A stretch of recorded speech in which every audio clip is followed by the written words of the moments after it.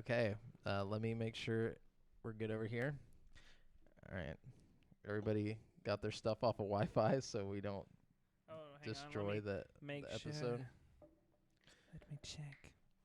All right. This is going to be a big one. So. All right, let's do it. Okay. This Let's is do it. episode. Oh God, At least it wasn't some porn. Right? All right. As I close my tabs. All right. We're going into episode 220 of Game Speak Podcast. Let's go.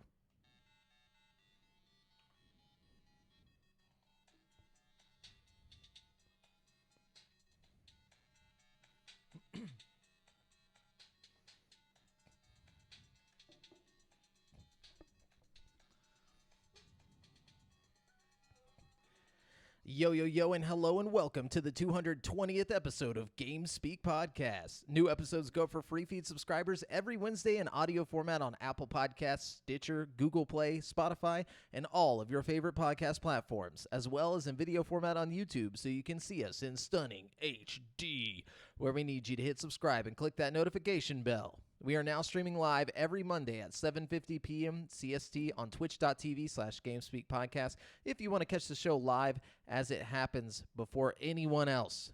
This show is two childhood BFFs and a brand spanking new BFF, bringing you all things video games. You can find us online at GameSpeakPodcast.com, where we need you to subscribe to our official newsletter so we can make sure you never miss an episode.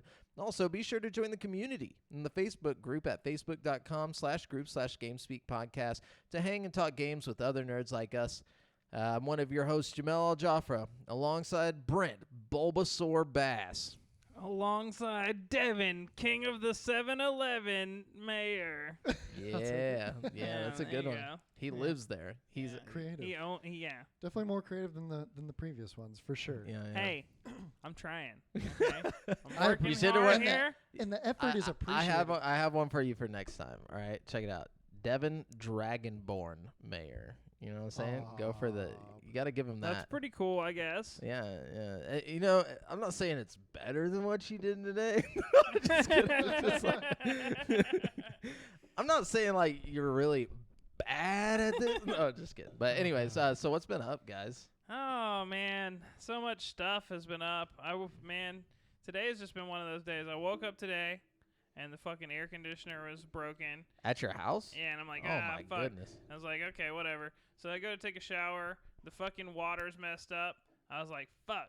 So I couldn't take a What? shower. Yeah, apparently they're like digging somewhere in my neighborhood, and they fucked up the water and the internet somehow. And then the air conditioner is like a whole separate thing. Fucking, it's just been a day, dude. You know. Sounds like it. Sounds like you've had a day, dude. Like I feel like all those weird like demons or like ghosts or whatever. Stank dick. That's what he says you got. Who's Stank dick. Yes. Unfortunately, That's I've got what a that bad smell case outside your apartment is. It's the stank dick. Yeah. Wait, Brett, so you didn't take a shower today? No, as much as I would have loved to. Oh, damn. It's been one of those days, man. I'm telling you. Goodness. Yeah. I'm sorry to hear Our that. viewers are so nice to us. Yeah. At least it's the truth though. At least they aren't lying on us, you know. I mean, They don't it's sugarcoat stank shit. dick is a real thing. Yeah. You know, it's a real it's a fact of life, and we all have to deal with it sometimes. It's one of those things where it's like in the future they're gonna be like, "Have you a loved one, been Suffered affected from by stank stink dick? You may be entitled to some type The of compensation." Yeah, dude. I'm entitled to compensation. Nice, dude. From the stank dick. Anyways, but yeah, aside from my stank dick, I've had a pretty good week, you know? Cool. Yeah. This week I've been. Remember how last week I was doing the audiobook of The Hobbit? Well, this week I've been doing the audiobook of The Fellowship of the Ring, bro. I'm moving on. Whoa. Things are getting crazy, dude. I'm almost to the sequel, which I want to call the Twin Towers, but I know for a fact it's not the Twin Towers. It's the Dark Lord of the Tower, Rings, the Two the Towers. World Trade The Two two Towers, yeah. Yeah, we're going two towers The in this Twin bitch next week. It's hard to remember. But anyways, so I've been listening to that, getting real deep into the Tolkien lore. And then also I've been watching the show on Amazon Prime. Oh, it's out? Oh no, Twitch stream. Oh, that's the Twitch stream fucks up a lot. Like if you're watching it on Twitch, or Yeah, It's try been you- working the try last several YouTube. episodes. Though. yeah, if you can't see it on Twitch, go to the YouTube channel, youtube.com/createforsanity. But like for whatever reason, like it goes to a black screen on Twitch. We're still trying to figure that part out, which I'll have it figured out by next week. I promise. But anyways, so I've been watching this show on Amazon Prime called Panic. I don't know if you guys have seen anything about it, but it's kind of I saw like a trailer. I saw like a trailer for it. it's got a very like what's that movie called where all the kids kill each other? Lord of the Flies. No, Hunger Games. Hunger Games. It's got Oh. a very Hunger Gamesy vibe to it, but it's based in like some made up town in Texas called Carp, Texas, which is supposedly based off of Bastrop, Texas. But anyway, so like, you know, it's your typical small town Texas where nobody gets out. You know, like everybody's stuck there, but the teenagers there, they play this game where there's like these judges that the judges are picked by the judges from the previous class that graduated before they leave or whatever. And then what happens is they have to do all these crazy like games or whatever, and they can't, the whole goal is to not panic or whatever. So it's like the first night they have them all meet up and they got to jump off of these like giant cliffs or whatever into this water, and like whoever does it from the highest point or whatever gets the most points. And then at the end, whoever has the most points, I guess they get money or something. I'm not far enough into it to know what happens, and they're still trying to solve who the judges actually are and all this stuff because they hide clues around the town to get them to know where to go next or whatever. And but it's super dangerous. Like the year before, 2 kids died, and they were like the cop's son and daughter. And so like the main cops. And so he's trying to solve what's going on and figure it all out. It's pretty interesting. It's what's the word for it? Suspenseful. It's a thriller. Ooh. I'm so thrilled every time I watch it, dude. Like you don't even know. Like it's just so thrilled. Anyways, to check that out. yeah. What about you, Devin? Well, I got my teeth ripped out of my head. Hell yeah. Yeah, 3 wisdom teeth. That fucking sucked. I But it just wasn't as ripped bad. all your teeth It out. wasn't as bad as I thought it was gonna be. I'm having a pretty good recovery. Still dealing with some bullshit from that though. Other than that, just been big chilling because I can't, hadn't eaten solid foods in a long time. Yeah. Damn, Shit bro. like that. You just drinking Um, Slim Fast or something? Dude, Smoothie King has been my savior. Oh yeah, Like, Smoothie yeah, King's dope, Smoothie dude. King, and then chicken noodle soup, ramen. Ramen's pretty easy to eat without having to chew. If you go to Um, Smoothie King, dude, check this out. A lot of people don't know about this. If you go to the fridge and you open it, or you might have to ask them for it at certain ones, but there's this bread, bro, and it is so fucking good.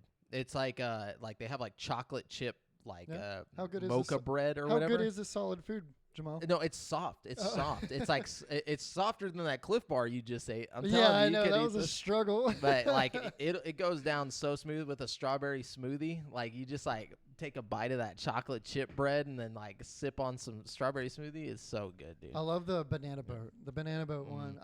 This is only like before this weekend of having to go to Smoothie King. I've only been to Smoothie King like once or twice. Banana boat just sounds like banana hammock to me. Like I don't know why. Just a boat full of dick, but like, but it is Yeah. Devin You we're know talking me. about. Yeah. You know, so, but anyways, yeah, we have a big episode today, guys. Yeah, you guys have tuned in to the inaugural E3. E3 episode. Yeah, And this is part 1, yeah, because there's still Nintendo tomorrow, and I think like some other, Bandai Namco, Bandai I Namco. think, and maybe like some indie studio or something. yeah, It won't be as long of an episode next time, but unless Nintendo just comes with the heat. I but hope so. I'm pretty sure they will. It's 11 a.m. tomorrow is when Nintendo drops their shit. But anyway, so let's go ahead and get into the news. Brent's gonna be our newscaster this week, Yeah, so we've- we can get through it. We've got a lot of news to talk about, so I went ahead and threw everything that I didn't think was related to E3. If some of this ends up being related to E3, I'm sorry. But yeah, Creed Champions is coming out on September 3rd. I'm pretty sure that didn't like get announced with any of the E3 I think that was summer announcements. gaming. It was the summer of gaming. If it was, then Yeah. so be it. I've got all that. Like any game announcements were part of summer I mean, of I've gaming. sat there for like 8 hours the past 2 days watching every single conference, and I don't remember seeing this one, so that's why I wrote it down. You know what I mean? Hold on. So, it's Nintendo's game to lose tomorrow. They got to come with the heat. I don't know if that's who posted that. Put your name in the chat so everyone can dox you. Dude. Reveal No, I'm just your- kidding. No. I saw a leak that was saying that there's probably wait, you posted it in the group earlier about the remastered Ocarina of Time or something. Oh, it's Brian. Oh, yeah. Well, no. So that's a leak that GameStop accidentally put out a poster for, and it had Ocarina of Time and Majora's Mask on like a Switch poster. And so what if they put out like the Mario 3D pack, but it's and Wind Waker. Oh, so Yeah. it's all three of them in a pack Yeah, together? I don't know if it'll be a pack, but I think It that would make sense. Like, what if it's a limited edition thing like Mario All-Stars? I mean, like, that could be their next big thing. And I'd buy the fuck out of that, dude. I'd buy it too, but I feel like they think they could probably make just as much money if they sold each one for $30. Yeah, separately. You know, Yeah, probably. like if they were just like, oh, it's a remaster or whatever. Like Super Mario 64 for the Switch was the most ridiculous like thing to be called a remaster. It was literally just the same game. Like the graphics, like they're like if you look really close, like we kind of like smoothed out this edge on Mario's hat. Tilt your head to Yeah. just the right I think angle. the reason they sold so many of those, though, is because it's A, limited edition, and B, it's like all three games bundled together. I really think the bundle is what they're going to go for. That's my theory here. I'd be down. And I bet it's not really going to be a remaster. It's going to be like the fucking Mario 64. It's going to be just a port. I bet like the 3DS version looks better. You know what I mean? Then again, maybe it's not going to come during E3 because they still have to put out fucking Skyward Sword, and they don't want to mess up their sales on Skyward Sword. Because if they put out that, like nobody would buy Skyward Sword. Like nobody. Why wouldn't it like buy Skyward Sword? Maybe it'll just hype it up more. You know what I mean? Or maybe it'll come after Skyward. That's what Sword. I'm saying. Like if they do announce it, it won't be coming for a while because they have to get Skyward Sword out and sell at least 5 of those. So like. If they put out fucking Ocarina of Time, Majora's Mask, and Wind Waker all in one thing for $60, nobody's buying gonna buy it, Skyward yeah. Sword. Nobody's gonna buy that shit. That's fair. But Skyward Sword is going to have its own like remastered set of controls. I think they're going to put more into Skyward Sword than they're going to. Dude, Yeah. you could put as much time as you want into that game, and I'd still take Ocarina of Time, Majora's Mask, and fucking Wind Waker over that game. Like it just because like just Well, I think most people would, but like just on principle. I'm alone. not most people. No, Yeah, I'm but just kidding. I know, but I'm not talking about from our perspective. I'm talking about from like just in general, like the general public. Like the general public, Ocarina of Time and Majora's Mask are just like that's their thing. Like you mention Zelda to anybody and they're like, "Oh, dude, Ocarina of Time, bro. I love that game." Like even True if they story. don't play video games, you know what I'm saying? But you mention Skyward Sword and they're like, what the fuck is that? Like if you mention Zelda Skyward Sword to somebody who doesn't play video games. Right. I get that it's more popular, Yeah. but I do think there's a niche for it. Yeah. And I think that they'll sell a shitload of copies regardless if they drop on the same day or not. They probably won't. Obviously, they won't. You know what I mean? They just drop them. But I'm just saying, if they did, they would still Yeah. sell like 1 million copies. For of both sure, for games. sure. You know what I mean? I would love to see the sales numbers on that stuff. Especially if Skyward Sword is something you can get permanently, and the other ones are like limited edition. You know? what I mean? Like they did with Mario's, Mhm. the Marios. Anyways, moving on. Mhm. Let's see. EA got a data breach. Hackers stole 780 gigabytes of game data, and they're trying to sell it to the highest bidder. So if And you're, a big portion of that included the Frostbite engine. the Frostbite engine and Yep. like full source codes to games and all kinds of stuff about their online infrastructure. Why would Which you games- risk doing that? Like you're gonna get caught. Like the FBI is gonna fucking get you, Dude, and then that's you're what's gonna crazy is, serve federal prison time. They're being so brazen about it. Like the people who did the hacking are like communicating with the media and stuff about it. It's pretty wild. So they're doing an investigation. They're probably gonna get caught, you know. Yeah. But I wouldn't expect it to be as easy to hack EA next time. Apparently they were buying like cookies online from like I don't know how it works. I don't know the hacker lingo, but they were From the Girl Scouts no, that are online. no, the computer kind. Yeah, no, but like the thing about it is like even if you did sell the infrastructure to somebody, they can't make a game with it because then they'd be like, "Yo, that's a copyright." Yeah, that's issue. our engine. Yeah, like it's just stupid. Like, Yeah, why would you even? Who's gonna buy it? You know? Yeah, and And what game did they get the full source code for? It was like a big one. It's like okay, let's see. Do you have that in the article? I bet it was like Battlefront or Says something. according to Motherboard, the hackers are also holding on to documents on things like PlayStation VR, how EA creates virtual crowds in titles such as FIFA, information on AI in games. Hang on. FIFA 21. Oh, okay. FIFA 21. That's yeah. right. Yep. All right, moving on. The first WitcherCon will be held on July 9th. There should be news about the show and other stuff Witcher related. Let's I'm pretty see. excited for the next season, honestly. I enjoyed the first one. The Witcher? Yeah. Yeah, I mean, it was pretty good. It wasn't like the best thing I've ever watched, but I liked it. My boy Henry Cavill did a pretty good job. Yeah. Let's see. Did you not watch it? No, I didn't. No. You should just play the game. It's honestly a lot better than the show.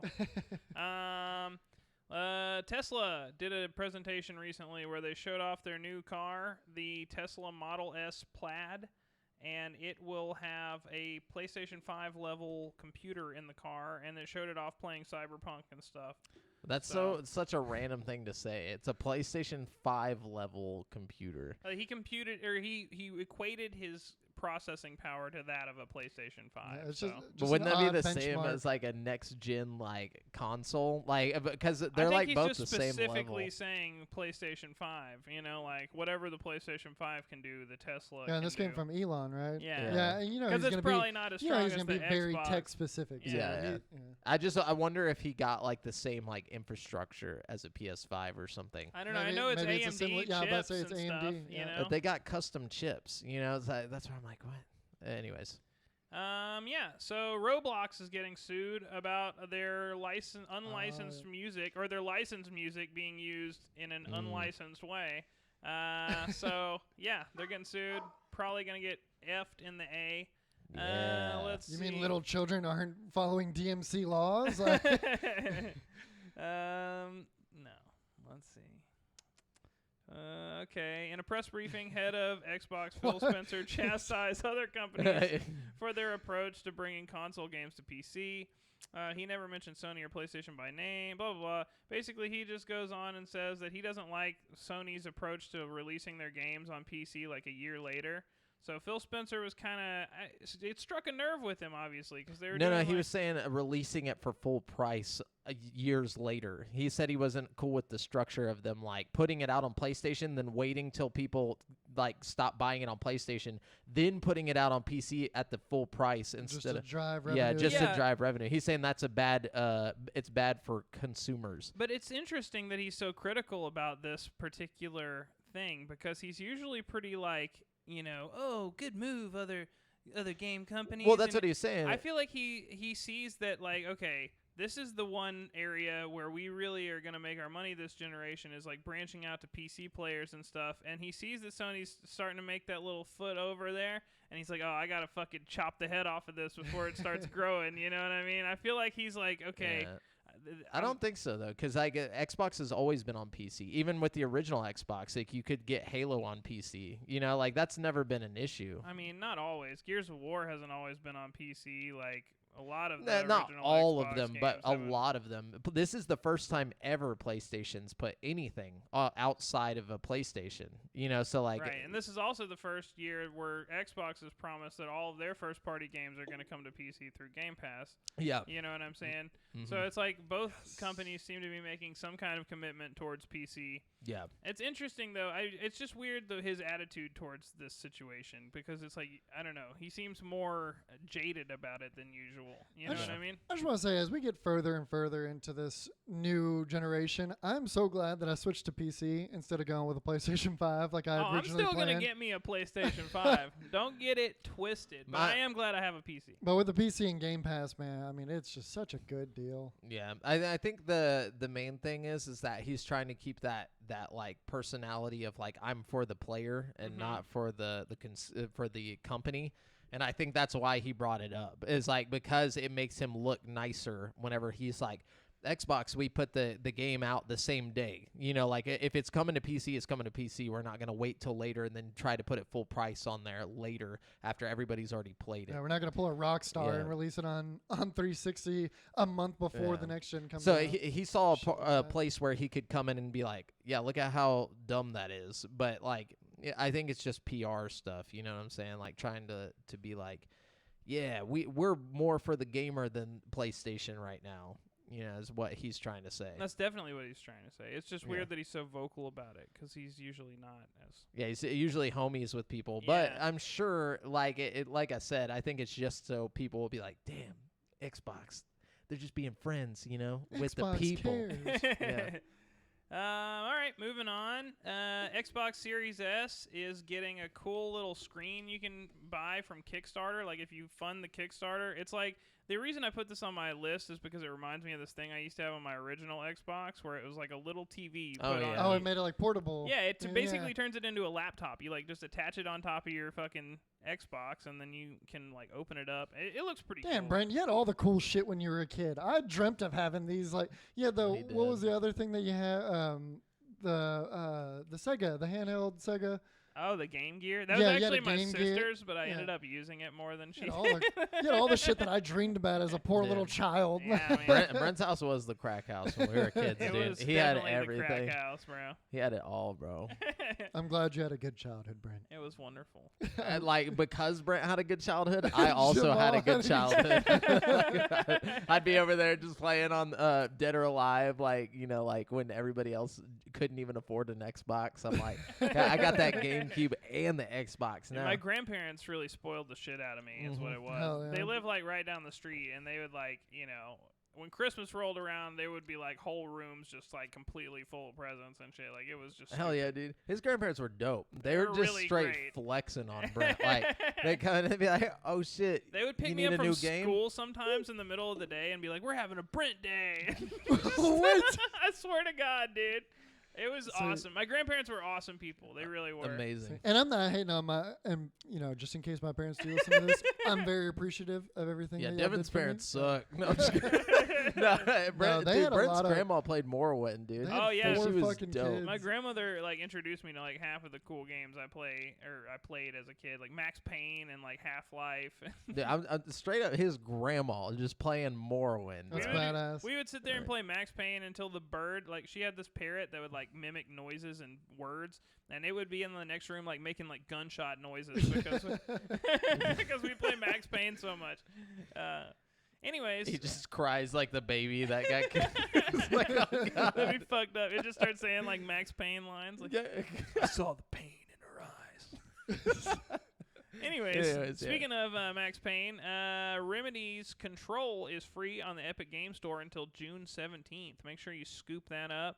Nice. Or play it on Game Pass. Yeah, or play it on Game Pass, but you can own it forever. And, you know, and Yeah, that's sometimes true. things be leaving Game Pass. That's true. That's true. Yeah, speaking of Game Pass, let's see. Hang on. Oh, You might, okay. yeah. sorry. Microsoft is working on TVs that have Game Pass built into the TV.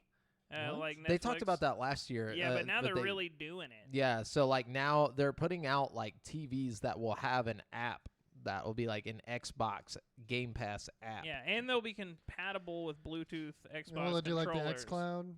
Yeah, Yeah. yeah. Exactly. Yeah, man, the future. And they also Yeah. mentioned that they're planning to offer different price points for Xbox Game Pass, so maybe they'll have like a cheaper version soon or something like that. for just the just the xCloud. TV version, Yeah. or And- just xCloud. And yeah. for those of you that are thinking about xCloud, unless you have gigabit fiber, keep fucking dreaming on AAA titles. Oh yeah, I can imagine. Yeah, it's I tried it on. I have pretty good internet, but One of our Not- listeners in Britain, Jason, he's been playing it. He said it's Yeah. great. I've seen Uh, videos of him using it playing Fallout 4, and Yeah. it looked pretty good. I tried Outriders. Yeah, but were you playing? That's an online game. I feel like if No, you're no, no, playing this online, was offline, or I mean, it was like the intro of it before Oh, it was even okay. online, and it was choppy, super choppy. gotcha. Well, what can you do? Well, Let's see. With that old Starlink. Okay, they're signing a bill that's gonna apparently stimulate the semiconductor industry. So hopefully, Ooh. in the next few months, we'll have a law passed to where we have more research and semiconductors being made in the U.S. and I stuff. would say production here. Yeah. That'd be great. Yeah, so that's hopefully going to happen. And Arcade 1-Up is releasing a Simpsons cabinet pretty soon. So if you like the 1991 Simpsons Beat 'em Up by Konami, it will be available in a little arcade cabinet very soon. Nice. What's up, Paranormal? The camera did move. It was actually the GameSpeak dog. It was It's Farley. haunted. Yeah. Amanda? No, it's fine. It didn't move out of the way. It just kind of jagged a little bit. Actually, Jamal's apartment's haunted. We have a ghost. Yeah. Yeah. He actually helps us out sometimes. I mean, Yeah. Could you? He just moves the This is a camera, better- focuses. Anyways, so that's all the basic news today. Wow, so basic. But yeah, let's jump into the important stuff. Well, actually, we got stuff before that. My bad. week's- This week's releases. I forgot. I guess that's kind of important, but there's only 3 games, literally. So we got Hellyborn coming to Xbox One Series S and X on June 16th for $29.99. Hellyborn faithfully recreates the realities of armed conflicts and is an excellent tribute to the helicopter's contributions to modern warfare. Okay, and then we have the Red Solstice 2 Survivors coming to PC on June 17th. Couldn't find a price, but it says the Red Solstice is a terrifying action strategy shooter game. Forge your personal story of defending the planet through a series of combat missions and strategic choices while researching new technologies. And then finally, we have Ender Lilies, Quietus of the Nights, coming to Switch on the June 21st for $24.99. Guide the Priestess Lily through winding caverns, underwater landscapes, forests of glowing trees, and other areas devastated by a rain, turning people undead in the action-adventure game. Ender Lilies, Quietus of the Nights. Okay, that's You ever thought about getting into voice acting, Jamal? that would be fun, but no, I can't consistently do it. I can only do it for a paragraph. But yeah, I appreciate that. So that's it for this week's releases. Literally 3 games. Let's you think jump. there'd be more games coming out whenever all this hype is going on about games? You Well, know? the hype's about games that are to come, though. In the Yeah, but you think future. you could capitalize on people getting all hyped about buying games That's by true. releasing one right now that was Yeah. dope. like a dope Yeah. one. Yeah, it's got to Yeah. be dope though. None of Yeah, these it's are gotta be dope. real dope. And no offense to to release Ender some Lilies. dopamine. Yeah. Uh, I like it. Haven't So, had it. so currently playing. What's everybody playing? Oh, I'll tell you what I'm playing. I'm playing Days Gone, which is still? probably Yeah. dude. Oh, yeah? Honestly, it's turned into one of my favorite games I've played in a long time. It's Really? really, really good.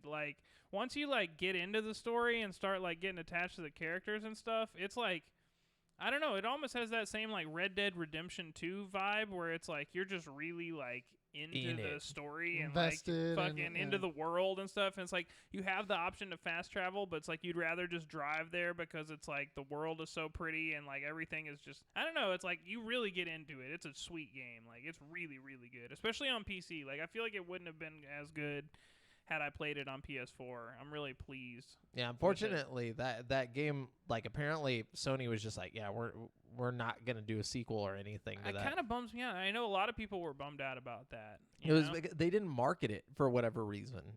Whenever it was first coming out, they were just nah, we're just not gonna market this game, even though it's a first-party Sony game. It's weird too because whenever they first showed it at E3, it I had a lot of remember. buzz around yeah, it. You know what I mean? Yeah, because the hordes were the first time we saw anything like and that. honestly, the gameplay is just as good as the E3 demonstration would lead you to believe. There's massive shitloads of zombies like coming at you at once. Like it's really cool. Like, and like the environments are interesting and destructible at times, and like I don't know, the AI is smart. It's just a cool game, dude. Like the gameplay is really fun. Like, And I know we talked about this, but like, who was it? The studio head or the lead developer was like, well, if people would buy games at full price, Yeah, maybe yeah. there'd be a second one or some shit. Which I don't think did it any favors. No. But yeah. And in my defense, I bought that bitch at like almost full price. It There was a like $40 big, or something. they did well, like if Phil a big Spencer petition. has anything to say about it. No, I'm just kidding. Phil Spencer's mad as hell about Yeah, it. he's like, I can't believe Brent Bass paid full price for this game.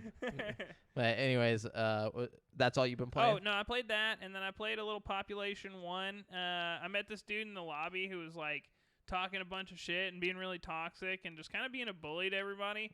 Did and you then kick his ass? I totally kicked his ass. We played the next. They have a team deathmatch mode right now too, so I got to smoke his ass just over and over and over. Was he again. getting mad when you Oh, kicked he his quit ass? the game, dude. I beat him so bad he quit the game. Nice, dude. It was so fucking satisfying. I was about to say, yeah, that's always the most satisfying thing. And then I played a little bit of Phantom Covert Ops earlier because like I was sitting in my house. I was like, man, my internet's out. What am I gonna do? I was like, threw on the old Oculus.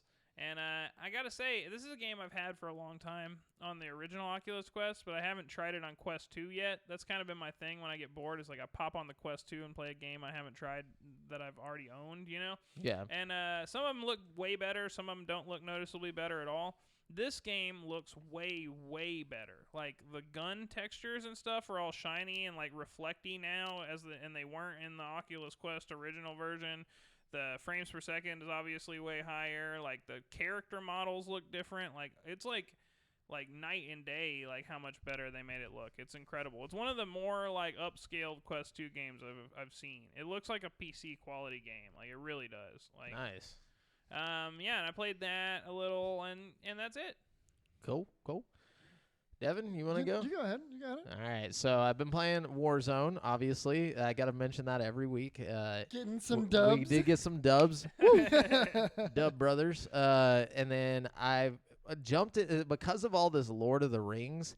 Like, I was like, man, I just really want to go on an adventure in like a Lord of the Rings type world. So thanks to Game Pass, I downloaded Morrowind, and I was like, I'm going to try this out because I never played it. And it's way too fucking old. So then I just downloaded Skyrim and started playing Skyrim again. This will probably be about my 5th time trying to get into Skyrim. You should have played Oblivion, dude. I can't do it. Or I we can't could all do it. play ESO. You know? Or we could play ESO. I'm enjoying Skyrim Isn't though. Lord of the Rings the game on Game Pass? The The Shadow of Mordor? Shadow. or whatever? I downloaded that first. Actually, I forgot to mention that. Yeah, I did download Shadow of War. You weren't feeling it, or what? It's so repetitive. It's Yeah. so boring. My like, problem is like I suck really bad at it, and like the generals will get so high level because I keep dying that like they end up just being like unbeatable because I'm so low level and they're so high level because I keep whooping my ass. I was kicking all their asses, dude. I killed like 4 or 5 generals before I got bored and just like shut it off. It looks It was good. like- The graphics are good on it, at least. Yeah, it's nice, I guess, but it was just really repetitive, and it didn't have much in the way of story besides like being a prequel to the movies or whatever. And it was just like, I don't really care about this character. I don't care what's going on here. And then and he doesn't really affect anything in the actual movie, so it doesn't matter, But So how was Skyrim? Skyrim's been fun. I'm a what are they called? Like an elf, like a fucking There's What a lot kinda- of yeah, elves. what no, kinda but elf? like it's like a high. What is it? High hot elf? elf. High elf? A hot elf. A high elf? A high? Yeah. Yeah, a high elf. Yeah. Yeah. That. So I'm that, and then I'm like a Nord. No. No. That's a race. that's a no. different race, What's the thing where you're just like, I kill things, like kind of What do you kill Necromancer? things with? A sword? like a sword. You can't Like I got bows. I'm all about my bow. Like The bow's the way to go, honestly. In Skyrim, it's the most effective weapon, in my opinion. yeah, I'm bow and arrowing. I'm always an Argonian archer. I always want to like go in thinking I'm gonna do something different, and I always am an Argonian, and I'm always an archer. Which one's the Argonian? They're like the lizard fucking people. lizard people. Why? So you can go underwater and Yeah, stuff. I like to be able to breathe underwater. Like I don't know why it just is, and they resist diseases. They can't get sick, so it's pretty sweet. Well, I've never gotten sick in the game. What do you get sick from? I don't know. I'm Poisons. always Argonian. Oh, so like you can't get poisoned, basically. Oh, okay, yeah, that's what. Is that what you mean? I think guess it's so. yeah. I think it's poison resistance. Probably. Oh, yeah. okay. Yeah. They're Well, pretty good though. They're pretty sweet. it's fun. I got to the little town, and then like the guy was like, "That stupid bard," he's like trying to woo this chick over here. Will you give her this fake letter that I wrote from him or whatever? And then like, of course, I had to go and tell the guy. I was like, "Yo, he totally faked this piece of shit letter," and he was like, "Yo," and he's like, "We'll give her this." This letter from me that she'll think it's from him. And I was like, well, I kind of want to just rat both of y'all out, but it wouldn't let me do that. And so I just went and did that. And then the guy originally was just like, I hate you. Like every time I go by him, he's like, yo, come near me. I hate you. I'm just like, all right. But I like just fucking around like that. But it's been pretty fun. I got way past that actually, and then like the problem with Skyrim is like I'll start doing like a side quest. And for whatever reason, it was like just a miscellaneous side quest thing where it was like, go get this appraised or whatever. And so it literally tagged like a city like across the entire world, like to go get it appraised. And I didn't realize that. I thought it was just on top of this mountain, but I walked for like 15 minutes like in real lifetime like trying to get there, and I was like, fuck this. And Bro, I you gotta just jump on a carriage and ride there, dude. Like if you haven't been there before, like there's like a little dude with a horse and buggy outside of every single town. I didn't see him. Well, he's there, and he's by the stable usually in every single town. And if you talk to him, like he'll give you a ride for like 50 gold to any town, even the ones you haven't been to yet. Damn. Well, I did not know that, and so now I'm lost in the woods. Like I killed a fucking polar bear and like was just like hanging out. A snow bear is what they call it. Yeah, a fucking snow bear. Anyways, yeah. So that's what I've been playing. Let's move on to the big bad. Oh well. Wait. I thought you went. No. No. See, I my bad. No, all good. So I've been delving into the wide, weird world of VR chat with my friend Alana, and that has been interesting every fucking trip. It is that Meet some nice people. It's well here lately. It's just been a bunch of obnoxious little children. We've been just like world hopping. It's her kind of first experiences with it, so I'm just like, pick a world and I'll follow you to it. And so we've gone to some weird ones, some very interesting ones. Like what? And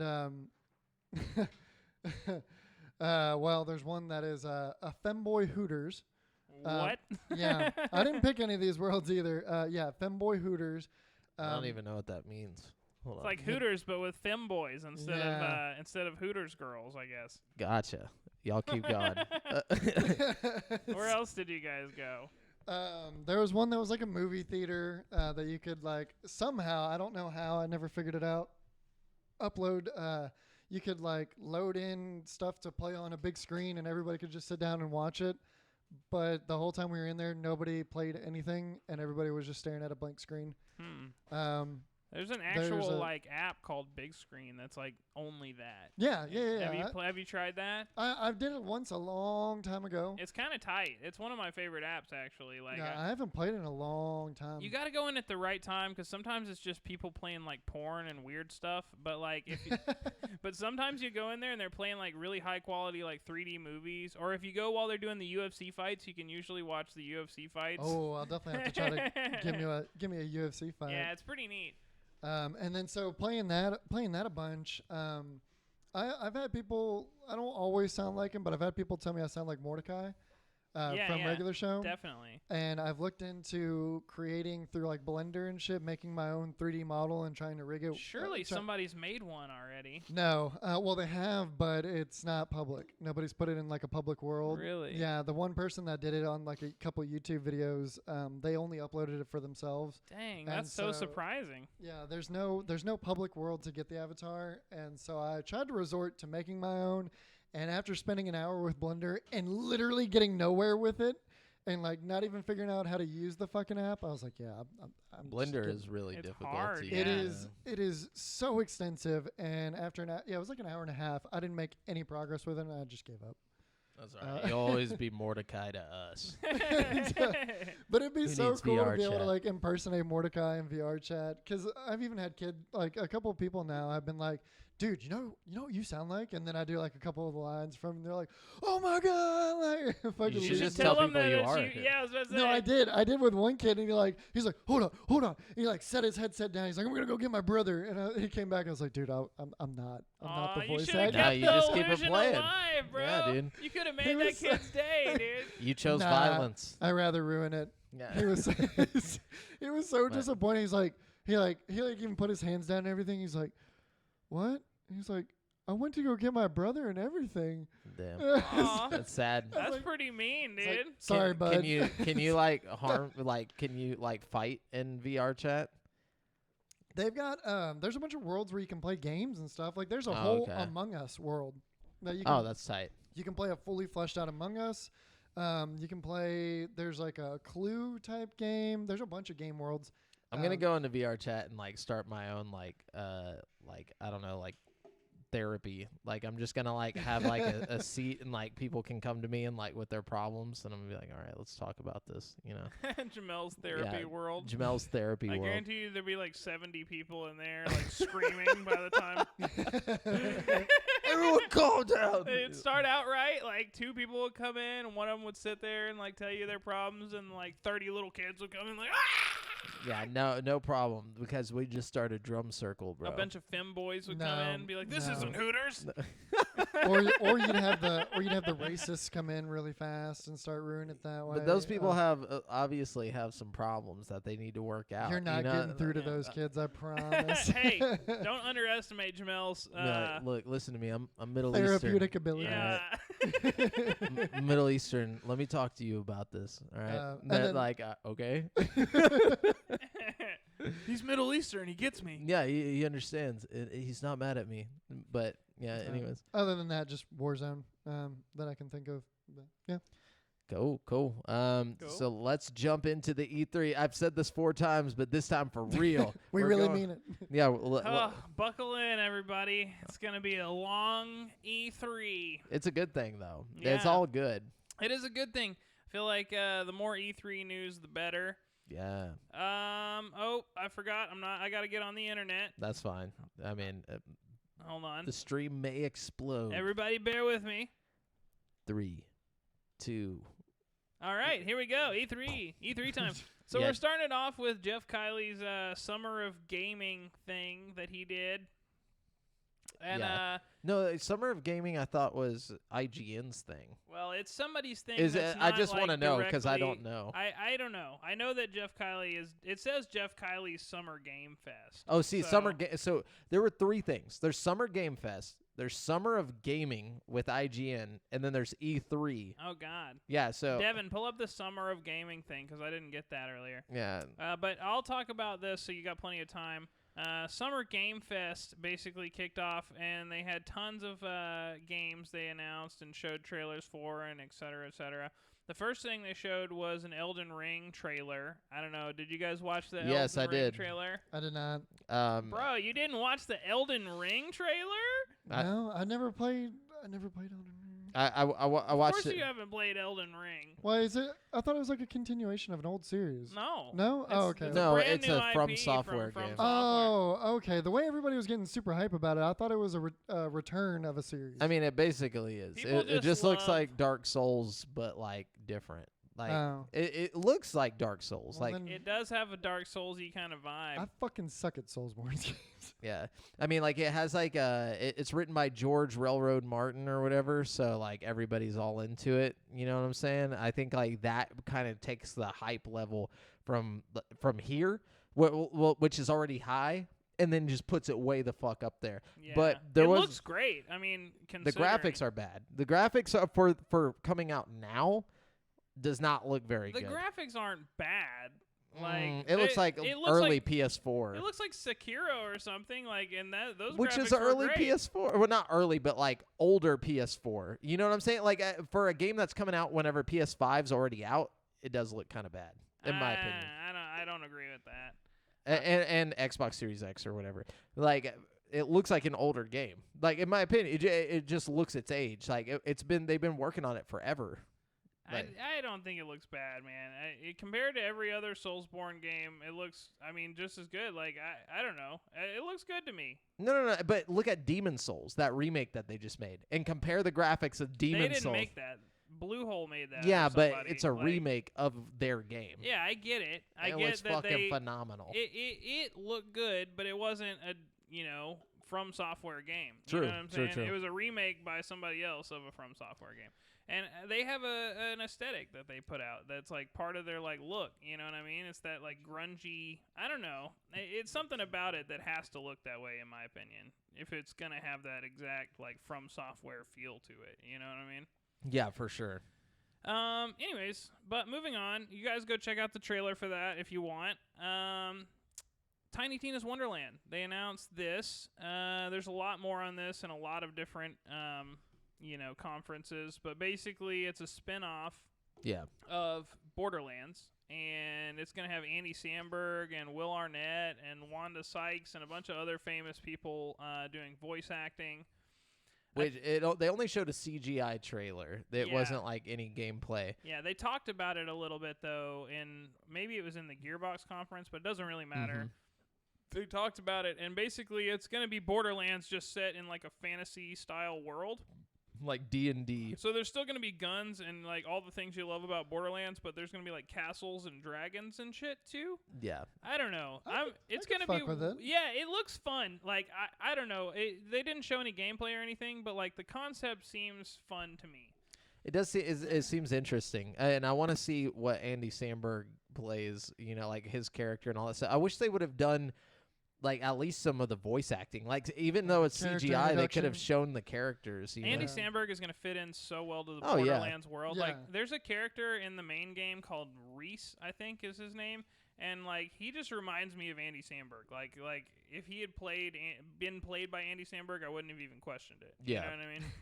For sure. Let's see. Metal Slug Tactics is That coming looks out. interesting. It does look interesting. As the name would suggest, it's a Metal Slug Tactics game. So random. Yeah. Like when I've was the always- last Metal Slug game we right? And have we ever had a Metal Slug game that wasn't just a basic like run and gun? Side scroll shoot. Yeah. got? No, we haven't. Yeah. Interesting stuff. Is it gonna be like a top down then, or how's it gonna? Yeah, play? like a. It's just like that style, like the Metal Slug look, but a tactics game. Mm. Yeah. It should be interesting. Yeah. We got Death Stranding Director's Cut announced for PS5. It's going to have extra content. Obviously, it's going to look way better for PS5. The Kojima cut. Yeah. Man, like it's so random. They have God him- damn you, Snyder. It shows him hiding in a box like Metal Gear Solid style. So Yeah. there's some kind of like little nod to Metal Gear Solid there. Some people were asking like, or like they're like, what if that's a hint that he's working on a new Metal Gear or something? Like maybe he made friends with, he's back with Konami or something. But like, I don't think that's the case. Maybe. I think it's just a little throwback, Yeah. little funsies he's having. Jeff Goldblum came out and helped reveal Jurassic World Evolution 2, which is the sequel to the park building sim Jurassic World Evolution, which, was an okay game, I guess. Yeah, I don't know. That's, I don't know if it was good enough to get a sequel, but whatever. Korean MMO Lost Ark is headed to the West in fall 2021. So there's a popular Korean MMO called Lost Ark. I don't know much more about it other than the people in Korea love that shit. And we will get a chance to love that shit as well in fall of 2021. Nice. Sable got a release date announced. I don't really know what Yeah, Sable what is was. Sable? I was watching this at work, so some of the trailers and shit like flew by me. Gotcha. But it got a release date for September 23rd, 2021. So check this out. Go check it out. Among Us is adding hide and seek mode and several other things, such as colors on a map and more. Oh, and 15 players and three imposters. Oh, Yeah. Now that was at the Xbox E3 thing when they announced that, though. But yes, it's like they're adding a lot of shit to Among Us. Yeah. So if you're an Among Us fan, keep being a fan because it will just keep getting better for free, probably. for sure. Let's see. Salt and Sacrifice was announced for 2022. A sequel to Salt and Sanctuary named Salt and Sacrifice has been announced for 2022. It will feature online co-op and will launch on PS4 and PS5. A lot of like 2D indie-looking games announced this year, like lots and lots of them. Some of them look great. Some of them I'm like, yeah. why is this here? Same here. And this is one of the Yeah. better looking ones, but like you're right. Some of them look really bad and some of them look like It's just like, why? pretty good. Yeah, I don't know. It's weird. Yeah. Let's see. 2 Point Campus officially announced. This is the follow-up to 2 Point Hospital. I don't know Yeah. if you guys played that. It's kind Didn't of a, play it, but I remember it It was being a on big Game deal. Pass. It was just a wacky like sim building game where you built like hospitals and like made money and built better hospitals and so on and so on. Yeah. I'm sure this is basically just that, but with colleges or something. Escape from Tarkov takes the battle to a new area. So Escape from Battle or Escape from Battle. Sorry, my brain is hurt from just watching fucking press conferences all day. Escape from Tarkov got a battle in the Streets gameplay trailer that showcases the new gameplay that will take place in a new area featuring war-torn streets and apartment buildings. Yeah, that's that game where it's like the guns are like real as fuck. Hyper realism. I've Yeah. heard it's pretty good. I feel like you have to jump through hoops to buy it or download it or something because I can't find it on Steam. But No, it should be. It's only for Russians. I'm just kidding. No, it should be easily. I mean, it's I don't a know. huge game I don't think now. it's a lot on of Steam. streamers. I think you have to buy it from their website or Yeah, something. probably so. But that's not a big deal. Either way, definitely keep an eye out on that. Stranger Things and Smite are doing a collaboration on July 13th. So if you want to So be random. 11 and play some Smite, Okay. you can do that. Left 4 Dead style co-op shooter, The Anacrusis, announced officially. So we got another Left 4 Dead style Yeah, game we're getting coming. so many of those right now. Yeah, I guess everybody's been working on them for the same amount of time, and finally we can all release them. Koch Media reveals new publishing label Prime Matter alongside new Painkiller game. What, a new Painkiller game? Yeah. Speaking of Koch Media, because they're buying up everything or whatever, Mhm. like all the old ass games. The guy who is remaking what is that game called? Oh my gosh, the System Shock. The guy who's remaking System Shock. I watched an interview with him last night on YouTube, and he's trying to get access to the game that we were talking about, No One Lives Forever. Oh. Yeah, he's trying to get it so he can remake it. Yes. He said it's really hard to get a hold of. Remake Right. that shit, bro. Oh, Yeah. that would be sweet. But anyways, just thought I'd bring that up. Dude, I'm glad somebody cares because it's such a good game. Even the OG game, which you can just download off of the online for free, is really, really good still. Mm-hmm. Let's see. Vampire the Masquerade Blood Hunt is coming out, and it's going to be a vampire battle royale game. They just need to put the fucking game out first. Like, why are they doing this? Well, the Vampire the Masquerade is like a world that's been existed way before Vampire the Masquerade Bloodlines came out.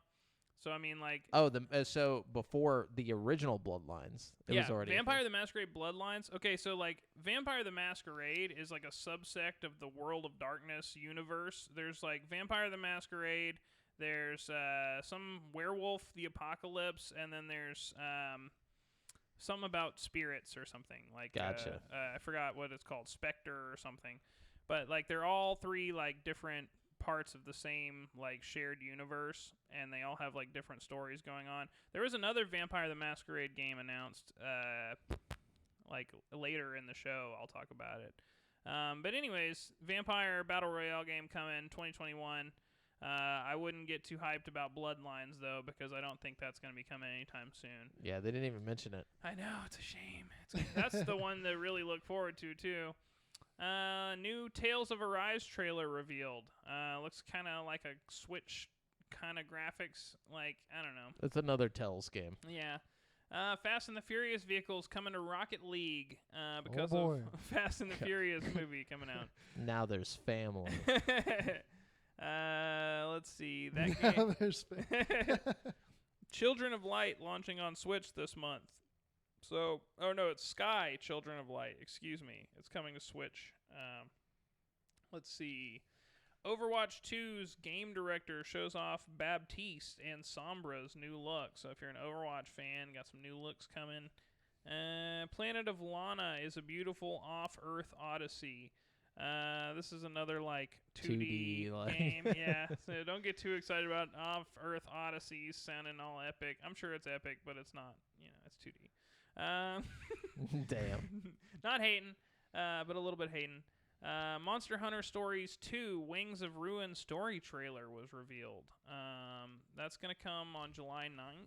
So I didn't play Monster Hunter Stories 1, so I don't really know anything Yeah, about it. same. But it looks like it's got more of a story focus, obviously, than the original Monster Hunter game. Endless Dungeon gameplay revealed. So, I don't know. Endless Dungeon, and you got some gameplay. It's a dungeon. It's endless. Near Automatica's or Near Automata. Automata. God, why can't I say that? Because it's a dumb word. It is a dumb word. I want to my brain wants to make sense of it. 2B is a character from that game, and she has been announced for Fall Guys. That is so random. Yeah, really random. Call of Duty Zombies creator announces Deviation Game Studio and partnership with PlayStation. Oh, shit. Yeah. What does that mean? Maybe they'll make some kind of zombie game that's not like attached to Call of Duty where they can just really put all their efforts into zombies. Maybe they'll make their own new IP that doesn't have anything to do with zombies at all. I'm really hoping for the former. I tried playing zombies on, because they did like a free weekend or whatever. Yeah, I played that Yeah, too. I really liked it. I don't know. It was just too open. Like, I didn't know what the fuck I was doing. Like, I was so used to, like, old zombies where, like, you had, like, a pretty, like, set, like, this is what you do. Go do this or whatever. It was like an open world I mean, zombies. you haven't played zombies in a minute then, huh? Because it's been like that since, like, Black Ops 2 or so. No. He's talking about the Outbreak. What Huh? am I talking about? No, I'm talking about The Outbreak mode where you're in the giant ass map. it was like a snowing and shit. Like, Well, there's several different ones that you like warp You to. talking about the map where you start in the, like, basically, like, the rundown version of the original map, and then you No. go... No. This is like it's called Outbreak, and I it's, haven't it's played like Outbreak. it's a newer game mode. It came out right when they did the first free trial of Cold War, and it's just like a huge. It's it was damn like an near open world. Yeah, Yeah. it's damn near like a Warzone map. I haven't size. tried that. That Yeah. sounds kind of tight, but I'm talking specifically about the original map they launched with. See, I didn't Cold know. War, I thought which was what I pretty was good. playing was the zombies mode. No, I didn't no, realize that it was you were something playing different. A new mode. You They could have a still- normal mode that's just like all the other zombies modes. I feel like with Okay. like Yeah. little tweaks, you know. But it's If pretty that's the good. case, I would have enjoyed it. Yeah. So like, I just didn't know that was the Yep. thing. I was just like jumped in there. I was like, dude, what? It was like open world. Like you go to random nav Vehicles and points. There's shit. vehicles and There's like bosses. I was like driving a motorcycle and shit. I was like, fuck this. Like it was just too much. Like You don't but like anyway, driving motorcycles? not in Call of Duty Zombies. Like, no. I liked it for leveling up weapons. That was about it. Okay. Let's see. Far Cry 6's main bad guy actor. I'm not gonna try to say his name. I'm sorry. Giancarlo Esposito. Oh, you're so good. He discusses his character, Anton Castillo. Castillo. Yeah, no. See, this is why I don't try to say people's names, dude. Tortilla. Anyways, But what he about talks him? about his character and getting into his role and stuff. It's a pretty interesting little interview. If you find the time, lots of Far I Cry like him 6. as an actor. Me too. I've liked him ever since Breaking Bad. You know, I feel like that's where most of us met him. I don't know. Oh yeah, Two-Face. Let's see. Gearbox Publishing and Norsefell Tribes of Midgar Gearbox Publishing and Norsefell's Tribes of Midgar gets a release date. Wow. Yeah, and it's going to be coming July 27th. This is one that was actually really cool. Evil Dead got a new gameplay video, and it looks way, way better than I thought it was going to look. Like, I didn't see this one. The last trailer I saw for it, it looked like a Left 4 Dead clone. Is that so? It looks more like an Evolve clone okay. than a Left 4 Dead clone, or maybe like a Jason, or not Jason, Friday the Friday 13th. the 13th. Yeah. Like all the enemies have like health bars and shit above them, right?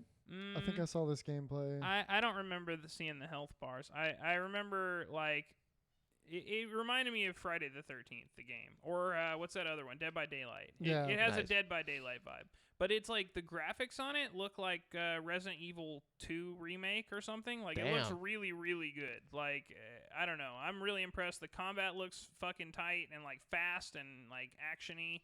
I think there was health bars actually. Now that I'm thinking about it, And like but in one part, they showed like some of the executions, and he like yeah, and he grabbed got one. the head and Yeah. chopped it off with the shovel. Yeah, with the shovel. Yeah, It and he looked kept- fucking yeah, sweet, dude. Yeah. I love over the top gore in zombie games Oh, like me that. too. Or I guess this is a demon game, but Oh man, yeah, and you got your signature like chainsaw and like shotgun and stuff, and I don't know, it looked really good, and it was The like boomstick. it was like a PvP thing, so like one person plays like the bad guy or the demon or whatever, and you control your little demon hordes and go after them, and while everybody else tries to find like the spell they need to like banish the demon, you know? Oh, okay. So it's like whatchamacallit? Like so one person plays as the bad guy. Yeah, Yeah, okay. like Dead by Daylight, pretty much. Nice. So it looks really good, except in this one, it's less of like, okay, you're trying to escape, and more of like, okay, you're trying to fight back. Before you you know? die. Yeah. So it looks pretty cool. Honestly, the highlight of this particular show to me. Back for Blood gameplay trailer shows off a new enemy. Yeah, it's like a So- giant, like that thing, the big giant. Was that the new enemy? Yeah, I think so. Okay. yeah, there's like a kaiju sized fucking monster. Dude, Back for Blood looks pretty freaking sweet, dude. Like, I'm getting excited. It's old Valve guys, you know, like Yeah. it's gonna be dope. all the like trailers they showed, and they showed a lot of content for Back for Blood this particular past few days. And some gameplay, like some legitimate gameplay. Yeah.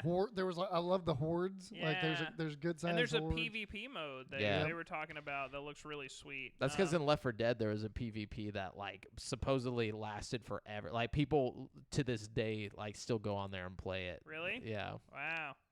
So yeah. Anyways, that's it for the Summer of Gaming thing from Jeff Kiley, however you say his name. I'm bad with Gotcha. names. Yeah, some of the Summer of Gaming stuff. I don't know if this is from the same thing, but there was like Doki Overlap. Doki Literature Club Plus exclusive reveal. So wait, do you know fucking anything about that? Because like the names, I'm thinking like Doki Doki. It sounds kind of goofy, but like I heard somebody talking about that the other day, and they were like, "Oh, it's so sad," or blah blah blah. And I didn't know if they were being like sarcastic or if they No, were it's kind of like Shimigami Tensei type of game. really. Yeah. So I might like this. As far as I know, that's what it is. It says the same deeply upsetting visual novel that begins as a pleasant dating sim and quickly takes one heck of a turn. Okay, Oh, so it's a it is visual novel. Deeply upsetting. Yes. So okay. Deep. I wonder what's so upsetting about it. I'm like kind of curious. I want to be the, upset. The little picture he has Yeah. on here is like a depressed anime girl. Yeah, she's very, very deeply The upsetting. picture I saw looked all like lighthearted and shit, and like somebody's like, "This game destroyed me." And Yeah. it's like, what the fuck, dude? What happened? Oh, got a- like we we got a got Twitch one bot. of those Twitch bot. Hey, Twitch bot. Yeah, no, just kidding. Want to become famous by followers. You know- what a bargain! Yeah. So World War Z Aftermath exclusive reveal. So World War Z Aftermath is an enhanced upgrade of Saber Interactive's co-op zombie horde survival game. The new version includes everything from the World War Z Game of the Year edition, but adds new characters, a new melee system, new undead creatures, and a new first-person mode. Oh, that's interesting. Oh, first person. Yeah, mode. now That's it's fun. literally just Left 4 Dead. right? So we got 4 Left 4 Dead games. Yeah, and there's still more to come. Wait for it. But anyways, Audio Clash Battle of the Bands, it was an exclusive reveal and music video. I guess. Dude, bring the Guitar Heroes back, Dude, man. I got something for Yeah, that. we got ass in a yeah, second. definitely. Revealed. So, Audio Clash: Battle of the Bands is an auto-battling strategy game in which you create musical groups from decks of cards. Co-created by internet sensations The Living Tombstone, Audio Clash will come to Steam early access in Q3 2021. Decks of cards. I don't really understand how that works, but that sounds Yeah. fun. And then we got Core Keeper, which was an exclusive reveal, which is just a 2D base building and sandbox mining game coming to PC later this year. Then we got Bramble, the Mountain King, which is a intense side-scrolling horror platformer starring two siblings who sneak out of their home one night and into a nearby forest. Okay. I can't be scared by side-scrolling games, dude. I dare anybody to make a side-scrolling game that fucking scares me, dude. Like, 'cause that's just, I don't feel like it's possible, you know? Yeah, I don't think that's possible either. Like, you would literally have to, it'd have to be like you're playing the 2D game and then all of a sudden like a snuff film starts playing. like that they snuck into the game. I'd have to be playing the 2D game, and then it'd have to like show a video of me like sitting from behind or something. Yeah, and dude. then I'd start getting scared of the 2D game. Because you're technically in 2D in a video. You know what I'm saying? Yeah, I'd be down for that. Like, that would actually be pretty tight. If whenever it says like this game like needs access to your camera and like you don't think about it or whatever, you just like click OK, and then like halfway through the game, like you like get into this like serial killer's like house and you go up And to the it's you? computer. No, you like click on the computer. And it like it says like, oh, he's watching something, and you like click on it, and then it shows you and the camera just like sitting there on the screen. Telling you, dude, we got the thoughts, Man, I we like got the that ideas idea. right here. Anyways, so somebody said Doki Doki is great. LOL. That's probably Brian. I'm gonna assume that's Brian. He's the anime boy. Am I gonna be depressed after I play it? Yeah, Deeply let us dis- know. Let me know about that. Survival Machine is a unique co-op survival game that asks you to fight your way through a zombie apocalypse while building a town that literally drives its way across the world. What? Wait, So- what? Mortal Machine? Like, yeah, whatever that Or- that yeah. movie was Yeah, called. I know what you're talking about. Right? Yeah. Yeah.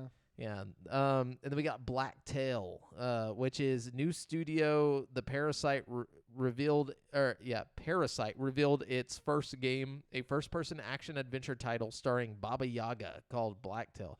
Who the fuck is Baba Yaga? Baba Yaga is the Russian boogeyman, right?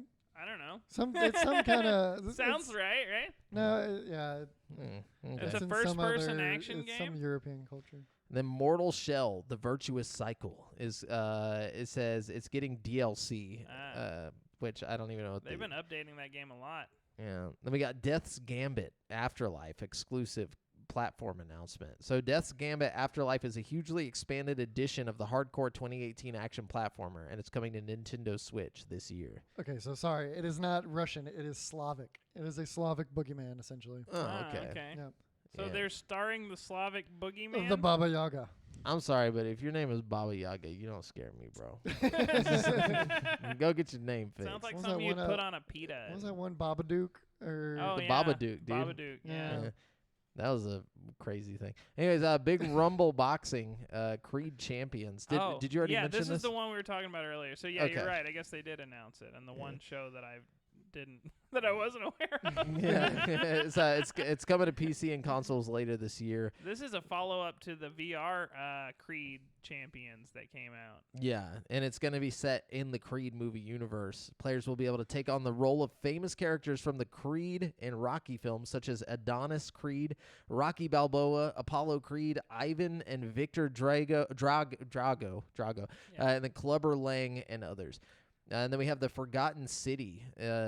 It's a murder mystery game taking place in ancient Rome based on a popular Skyrim mod. Finally, it has a release date of July 28th on PC and consoles. Based on a Skyrim mod. Apparently. Damn. Man, I hope that boxing game comes to PC because there's like no good boxing games at all. Well, on that PC. one. Did you see the the trailer for that one, it didn't look very. It good. looks better than anything on Steam. Go on Steam right now and look for like boxing or MMA games. They don't exist. Like that's just like in general. Like they haven't made any boxing games in a long time. Like yeah, but at least on consoles you can play like EA, Like UFC, older. or Fight Night or something. Like they Yeah, don't have I remember any Fight of Night that way shit back on True. 360. That was like Yeah. one of the Fight Night- showcasing Fight Night games. when still the holds 360 up. It's a came out. dope ass game. I'm sure it does, but it's weird that they stopped making them. Oh, and Brian said yes, and you got to play it. Don't want to ruin the fun. Ruin. Oh yeah. Okay, oh, yeah, I will play it. Yeah. So Brent will cry and then come back and tell us what he cried about. How upsetting was it? Anyway, then we got Deeply. Unbound Worlds Apart. Unbound Worlds Apart, a Metroidvania where you summon portals as a tactic to reorient your enemies. Now is a release date for July 28, 2021. Then there's Splitgate, which is finally coming to consoles 2 years after making its free-to-play debut on PC. Splitgate, I don't know what that is. And then there's Black Skylands, a Skypunk open world. What the fuck is Skypunk? You can't just make up Everything's shit like punk, that. dude. Yeah. Yeah, I mean, like, Steampunk, Skypunk, yeah, I understand steampunk, but Atomic Skypunk? Punk. Like, okay, it's an open world top-down shooter in which you fight on land and in gorgeous flying machines, and it will come to Steam Early Access on July 9th. And then there's Skatebird.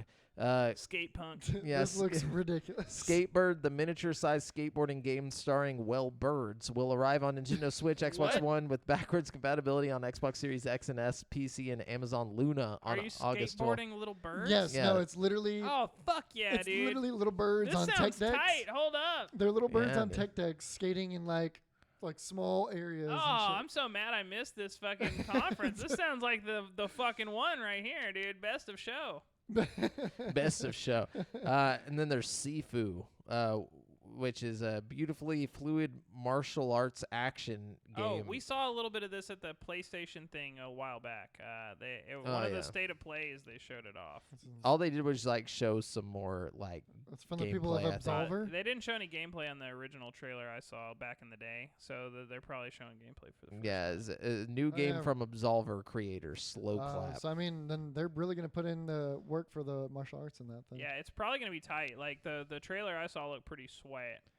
And then there's Streets of Rage 4 exclusive DLC gameplay trailer. And then there's Martha is Dead. The intense, horrifying mystery is set in Italy during the closing days of World War II, and this new trailer introduces the game's mixture of folklore and all too real horror. Superman and Batman Ooh. are gonna be pissed. Martha. No, but it looks like a 3D game, so that might be interesting. Cool. And then we got Inkulinati. Inkulinati is a strategy game drawn in the style of medieval manuscripts, and it showed off a brand new look at the unique proposition. And then Disciples Liberation, which is a new dark fantasy strategy RPG. Unpacking is a mindful puzzle game that tasks you with carefully unpacking boxes into a series of gorgeously illustrated rooms. What? Yeah, let me do my favorite thing, which is moving. I feel like what happened was like somebody got a hold of like that Game Maker Garage or whatever on Switch, and they spent like 10 hours in there, and then they were like, dude, I made a game. And IGN was like, we'll show it at our Summer of Gaming. We got Broken Pieces, a psychological thriller mystery set in 1993. Okay. It tasks players with escaping a coastal village that's become stuck in time. Okay. And then we got Wild Wild West Dynasty. It's a management and life sim set in the Old West. Chernobylite, a survival game set in Chernobyl exclusion zone, and the new trailer gives a glimpse at the game's horror sci-fi setting. Man, one of the game show I was watching did like fucking free keys for that game, but I watched it like later than everybody else, so I couldn't redeem any of them. Ah, damn. And then there's Hunted Space, which is a unique space combat game mixing starship dogfighting with cosmic horror as you pilot a fighter to take down twisted gods.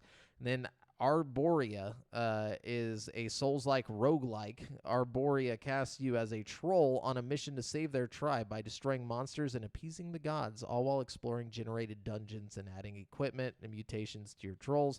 And then finally, Still Rising, the alternate history game set amid the French Revolution. It just revealed its storyline, so that's about it. That was everything from Summer of Gaming. So now we have the important stuff. Yeah. The Xbox Bethesda. Well, no. Next we have the Upload VR showcase. Oh, I forgot there was a VR showcase. Okay. Yes. Oh. Yes, this is my highlight of the thing so far. Yeah. So, okay, they started off, it's kind of a short showcase, but it was short and sweet.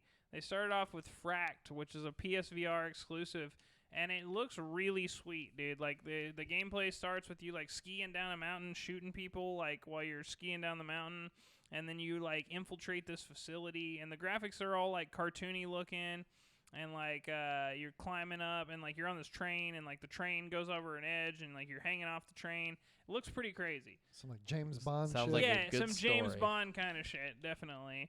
It looks interesting. It's good to know that PSVR people are still getting a little love over there. Then we got a trailer for Larcenauts, which is seriously one of the most exciting looking VR games I've seen in a long time. This game is like a hero shooter, it seems, but it's like with an emphasis on like capture the flag. So like you're trying to get a ball and like you can pass it to your teammates, and like you're trying to shoot the person with the ball on the other team. It looks pretty cool. Okay. Me talking about it doesn't really do it justice.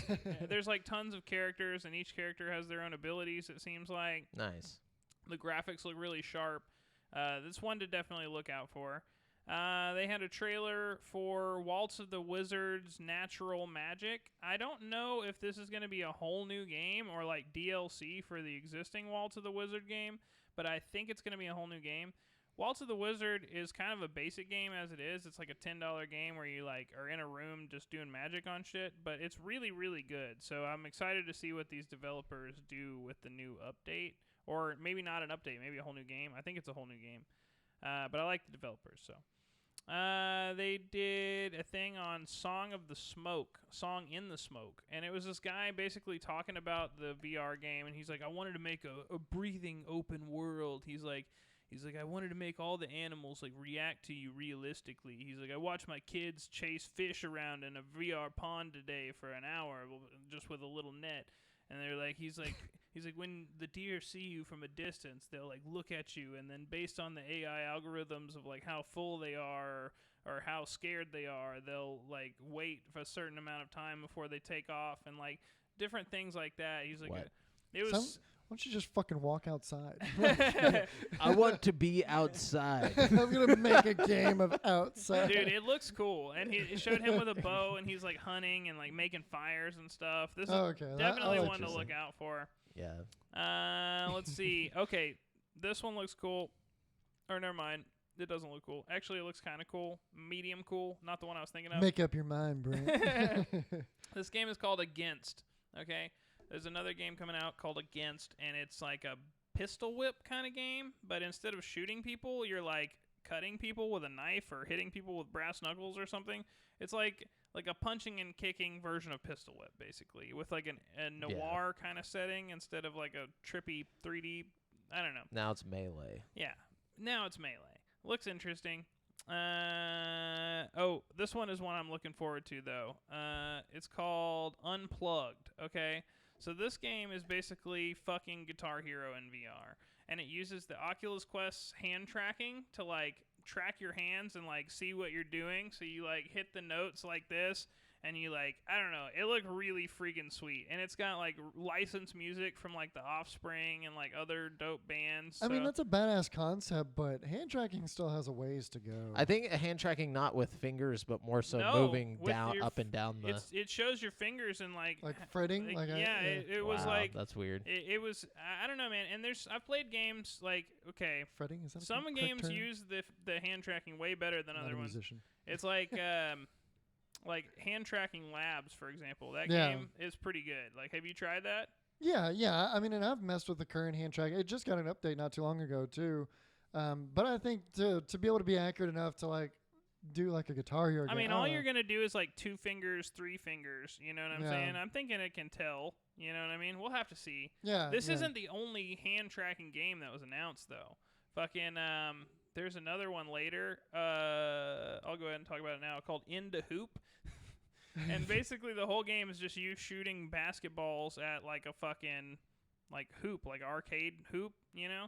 But you can use hand tracking. You can play the whole game with just your bare hands and a VR headset and like shoot hoops at a fucking virtual hoop. I That's don't know. very cool. It seemed cool to me. That's like, it's because I mean the hand tracking is still fairly new. It's kind of like when iPhones and stuff first came out with the touch screens. You had those super simple games that just mess with the touch screen. It's pretty impressive to me for what it is. No, I don't know. I think I get what Devin's saying on that. Like the basketball thing makes sense because you're using your whole hand to catch something, but with the guitar thing, you're like moving individual fingers, like It's a lot more intricate See, tracking. I think it's just gonna be like chords, though. I don't think you're gonna be like shredding solos Oh, or anything. okay. Like I think Well, it's that makes just sense gonna be then. like form this chord and hit it X amount of times in different places on the guitar. Gotcha. You know what I mean?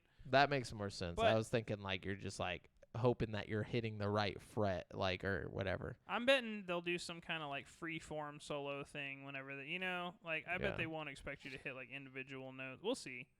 Anyways, Sam and Max got a VR game coming. It looks like an escape room game. That's but, weird. Sam and Max, that's a pretty big thing, I guess. Pistol Whip is adding more stuff like bullet hell and like deep customization options, and I think they're adding a whole new like campaign mode pretty soon. Pistol Whip is one of those games that has grown to just be like enormous. Like it started out as like a pretty good game and has just become like a massive monster of a game. So I don't know. It's definitely worth the price of admission. Let's see. Rhythm of the Universe, Iona, is coming Q3 2021, and it will support wildlife stuff. So, like, I think 5% of each purchase goes to the Steve Irwin Foundation or some shit. Nice. I don't really know much about the game, but it looks pretty. I Expect You to Die 2 is coming this summer. It's basically an escape the room kind of game. It looks really good. The first one was really good. Traffic Jams is coming to PSVR in August. Looks absolutely awful. You're just like a guy like conducting traffic and making people get run over and stuff. There's that one bus game. Do what? There's that one bus game a couple weeks back that you were just literally a bus driver. There's Sounds a bus game? Is it a VR? Was it? No, it's just a No, bus sim. yeah. Oh, That's Just a bus sim. I was like, I could see that being okay in VR. And then they announced Green Hill in VR. Ooh. Ooh. They announced Green Hell in VR. think I It's know who coming to that is. Quest and PC. And both the Quest and PC ports are going to be handled by different developers. So it should be What? interesting to see how that plays And out. what is this? I'm sorry, I was. Green Hell. Yeah. Oh, that's the It's like a survival yeah, game. like a wildlife survival game. Yeah, I think it's got like cannibals or something in it too. It's probably like the forest, but like slightly less scary. I don't know. Love cannibals. Then we got After the Fall, which is basically Left 4 Dead in VR. So, another one of those. If that one plays as good as it looks, it could be pretty good. The trailer, I saw After the trailer fall, for After the it Fall. looks pretty good. It's co-op too, so it'd be a lot more fun with a friend, I'm sure. We got Demio and Realm of the Rat King launching later this month. So Demio's getting an update, Blastion's getting an update. These are all from the same developers. And Realm of the Rat King is launching later this month. And we got another look at Sniper Elite VR, which is coming later, not too far from now, maybe next month or something like that. pretty soon. That one too. If that one plays as good as it looks, Yeah. if we don't have another Medal of Honor on our hands, it could be really I good. want to try Medal of Honor myself because I've been seeing a lot of people say Medal of Honor is not as bad as everybody makes it out to be lately. But I don't know if my computer could handle it, which has been my big thing keeping me from buying it. You Yeah, know? the Sniper Elite looks like it's going to be very demanding. Yeah, for sure. I'll probably buy that native on Quest, honestly, just so I can have it anywhere I go. Oh, there is going to be a quest. Mhm. Yeah, that's right. Okay. Nerf Ultimate Champions is coming to Oculus Quest in 2022. So they're making a competitive Nerf game. That's Nerf or coming in nothing. 2022. And A Township Tale is bringing co-op VR fantasy to Oculus Quest in July. So, Yeah, we interviewed them. Yeah, we did. Serena Hack. Quite a while ago. Good people over there at Township Tale, at the company that made them. That game. So check that out and be excited because it's Nerf one of this. the better looking games, Nice. Oh, Yeah. yeah, Alana said, "Ooh, and Nerf this." Nerf or Yeah. nothing. I choose nothing. No. That's it for the VR stuff, though, Brent? Yeah, that's it for the VR showcase. Then what is there? Because I'm guessing I missed some stuff if it's not Xbox. You know, it might not all be chronological here, so the Xbox is it's probably all mixed up, but I'm just going to give it to you how I got it written down. Sorry. Yeah, if it's not Xbox, or I say we save Xbox stuff for last because Sure. it's going to be boring to go from Xbox to like everything else. to PC random boring stuff. Hey, the PC gaming show is the best one out of the bunch, if you ask me, honestly. The best out of the bunch. This year, specifically, the only people that beat the PC gaming show is Xbox. Until tomorrow, unless something happens. Yeah. But what about PlayStation? Oh, wait. I'll wait. Oh, wait.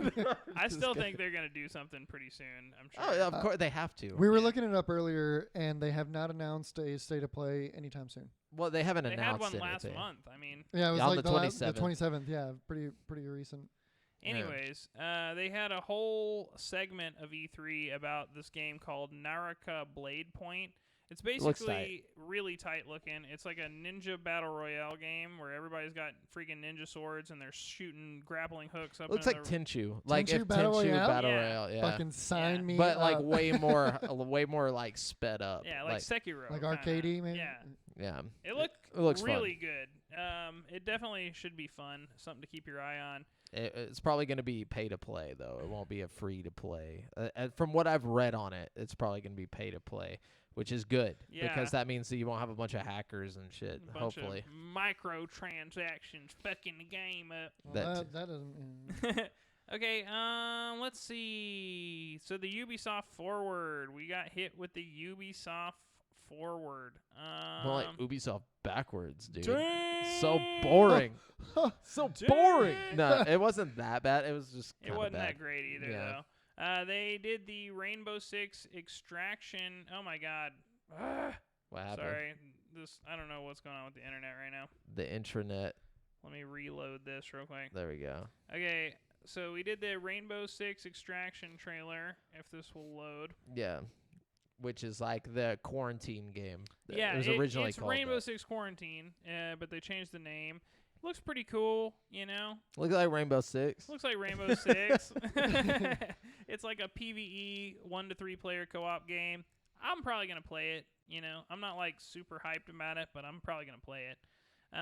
Let's see. We got crossplay on Rainbow Six Siege. That wasn't already a thing? I don't think so. I guess Damn. not. It's coming in 2022. They want to keep the hackers out, bro. They saw what happened to Warzone. Right. Let's see. Far Cry Season 6 pass. They talked about Far Cry Season 6 and how you're going to be able to be the villain.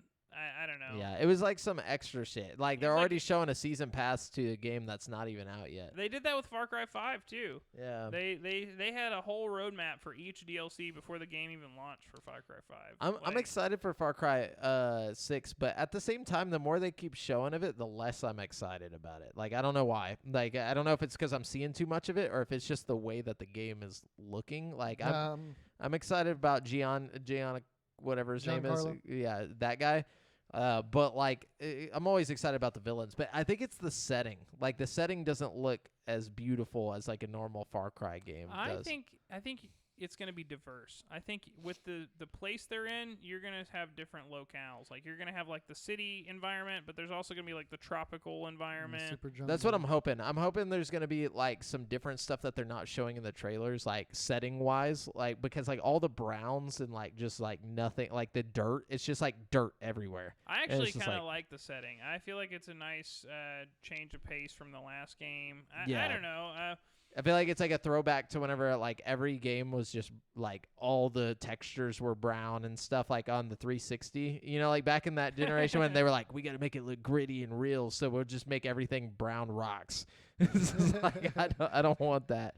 But like I said, I'm assuming once I actually play it, there will be like cool settings like waterfalls and all that Oh shit. yeah. My thing is like I'm not really that hyped about Far Yeah, Cry I'm- 6, but I'm not like either. but it's not because I don't want to play it. It's because I already know that I'm going to like it and like I don't really need to get hyped about it. It's like I know I'm going to like Far Cry. You could give me any kind Yeah. of Far Cry and I'm going to like that shit. You know what True, I mean? true. Okay, so then they announced Mario and Rabbids 2 Spark of Hope. So there's a sequel to Mario and Rabbids coming. Which that game got like amazing reviews. The original. People so, love that shit, dude. yeah. People are still like, it's like XCOM with Mario, I guess. Yeah. Then they announced Avatar: Frontiers of Pandora, which is like an Avatar game. Yeah. Obviously. Which I find strange that they're putting it out like before the sequel comes out, and the Right. fact that it's like been 10 years since the movie came out. I mean, they gotta hype up the movie. And this is like- James Cameron Avatar for all you Yeah. youngsters out there that missed this era. You But know what I mean? somebody made somebody on the Discord I was playing with made a good remarked that, oh yeah, well the new Avatar thing just came out in Disney World or whatever, so they got to hype that up. I think this Oh, is yeah, their I way remember of our hyping yeah. up the movie. I really think that this is all about drumming up hype for Well, the with new the movie park coming and the out. game, it's like, just like refresh attention to Get the Exactly. to the people world. excited. Exactly. Yeah. They're trying to get But- people hyped up about the world before they drop this movie that's going to have a massive budget. Oh. You know? Yeah, I just don't even know if like I don't think anything can get me hyped for Avatar at this point. I don't think. I Like, think you- it's going to flop, dude. I really. Yeah, after $10 billion put into the movie or whatever. You Like, know? see, that's what I think. Like, you could literally like tell me that I'm gonna be in the movie and I wouldn't watch it. Like, you could be like, like, I don't give a Get fuck. your face scanned and be in the movie. Yeah, like I don't care. Like, I actually think this game is going to be pretty good. Just like judging by like the cinematic that it's they first showed. person. Yeah, It looks interesting, but like it's hard to get excited about Avatar. It's like yeah. I didn't really like the movie that much, you know? Everybody's like Dude, obsessed. people love that People movie. It love makes it. no sense. I mean, it wasn't a bad movie. it broke It records. just wasn't like It broke the records. Yeah, it was it- the Yeah. number one Until- selling movie of all time. yeah, until like In-Game or something Yeah. recently. And I think even it might have even come back into theaters and broke In-Game's record. It did, again yeah. or It came back something. and broke it Like, again. Yeah. Like, people are just like, I love Pocahontas. Like, that's all this is. It's literally just Pocahontas, or like Pocahontas, Fern Gully, or like, yeah. you know, Ferngully's my shit. Fern Gully was dope. Yeah, that should have broke records. Man, But for real. anyways, If everybody just watched Ferngully as a kid, the world would be a better place. we you wouldn't know? need Avatar. Anyways. Okay, Watch Dogs Legion got a Bloodline expansion where they're bringing back the character from the first game, and he's going to do some shit in the new game. Let's see. More Rainbow Six Extraction. They did a gameplay deep dive.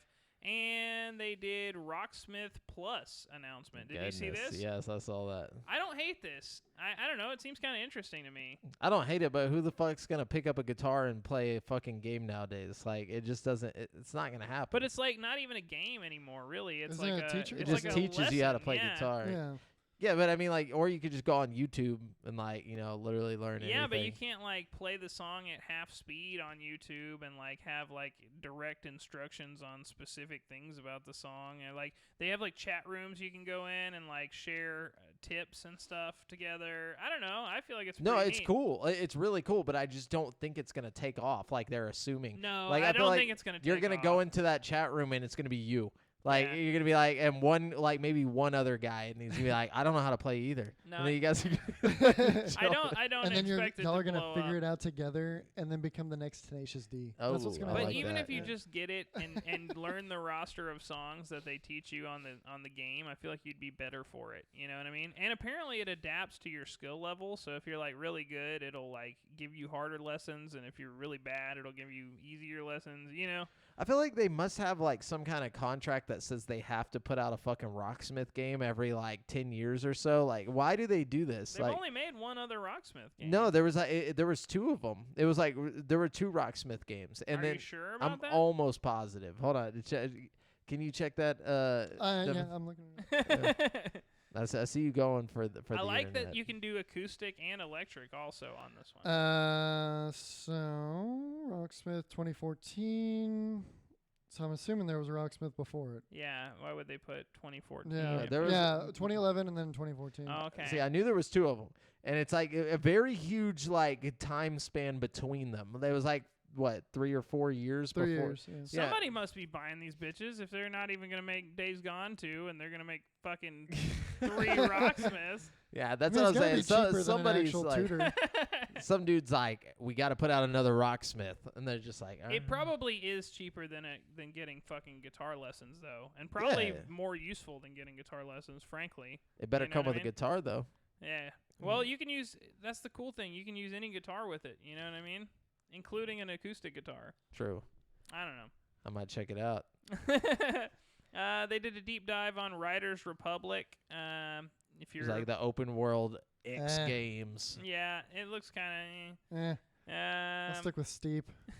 even though I don't have the ground shit, like, 'cause they added what, bikes and shit into it. Yeah. They talked about For Honor Year 5 Season 2, so they're just going on and on with that game. Trackmania Royal Mode World Cup, talked about that. They talked about a crossover with Brawlhalla and the Teenage Mutant Ninja Turtles. Ninja Turtles? Ninja Turtles. Ninja Turtles. And they talked about the Crew 2 developer update. I don't know why they're still doing shit with the Crew 2. Yeah. What? They Is that talked- game even out? The Crew 2? Yeah. It's been out for a long time. I didn't Has even it? think people that was. It was. still It came out like years ago. Yeah, a like- long time. Oh, Like, okay. straight up. Tom Clancy's Ghost Recon Breakpoint 20th year anniversary. No. I don't What? under. That's what it says. Maybe Tom Clancy. Maybe Tom Clancy's 20th year. Yeah. 'Cause Breakpoint came out kind of recently. Assassin's Creed Valhalla put out a roadmap for their content, but I don't have time to read it to you. Yeah, they're so- gonna. It's like Valhalla, Helheim, and Yeah, some kind of Viking shit. Check it out. Valhalla. And yeah, I think that's pretty. They much also mentioned there's like some weird like multiplayer game, right? That's like it's got like Splinter Cell, like Oh, the Ghost 3 Recon. factions. Oh, yeah. Yeah, Did I they say don't- anything about that? It doesn't have it on here for some reason. But Maybe I that's what that definitely- Breakpoint thing was. Maybe. Oh no, it's. Yeah. Fuck, what was that called? I don't know. Yeah, I don't man. know, but it wasn't But worth you're right. anything. There is a fucking thing like that I saw, and also they talked about Netflix Far Cry show they're making. So And Netflix Splinter Cell show. yeah. They put out a teaser on Twitter, which was just a picture of Sam Fisher, like in whatever the art style is going to be for the Netflix show. But Oh, 'cause it's animated. yeah, it's animated. Mm. Not going to be good. Yeah. I'm just going to go ahead This and is a fucking Splinter Cell game. God Going damn it. out on a limb there. yeah, I'm just going out on a limb. You know, big opinions here. It's gonna get one season and then get canceled. All right, Brent, what do we got next? All right, moving on to the Gearbox showcase. See if my fucking phone. You just will have to work. hit back. It's just fucking. They put an ad that just takes over your entire phone. Okay, Gearbox Showcase. Godfall's coming to PS4, even though they claimed it was going to be a PS5 exclusive. Oh, yeah, it's because the game did Wonder not what? Yeah, I was sell. like, wonder Yeah, why. flopped. Tribes of Midgard developer commentary. So I guess they played some Tribes of Midgard, had some developer commentary. Check it out if you want to see it. Homeworld 3 is in production, a real-time strategy game. Apparently Homeworld 2 was a big deal way back in the day. Tiny Tina, a tiny update on Tiny Tina's Wonderland happened. See So what they did there. there you go. What was the update? It was just more about the game. It, Oh, okay. It showed some dragons and people fighting dragons with guns. Probably pretty tiny. Actual I think gameplay, or was no, it a CGI? No, it's the same trailer they showed at the other one. Stupid. Let's see. They did behind the scenes of the Borderlands movie. They talked to Eli Roth about it and stuff. And that's pretty much it. That's sad. Yeah. That was a sad showcase. It was a sad little showcase. All right, what else? All right, moving on. Po little Ubisoft. Okay, we're saving Xbox for last. Let's go on to Square Enix. Or Gearbox. Final Fantasy. No.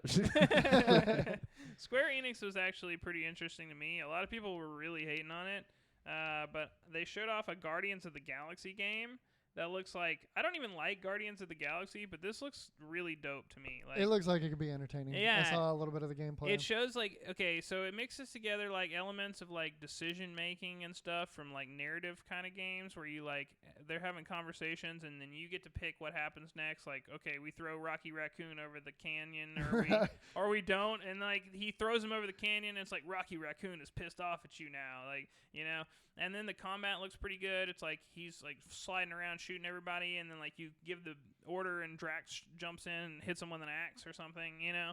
What? It looks pretty good. Like all around, like I said, Not based on the movie though. It's based on like the more comic-y look, right? Yeah, Yeah. They even have like most what's of his the name? characters have yeah. like a different look altogether. Like Yeah. the raccoon and the tree look about the same. And the tree. He literally says his name like That's all 24/7.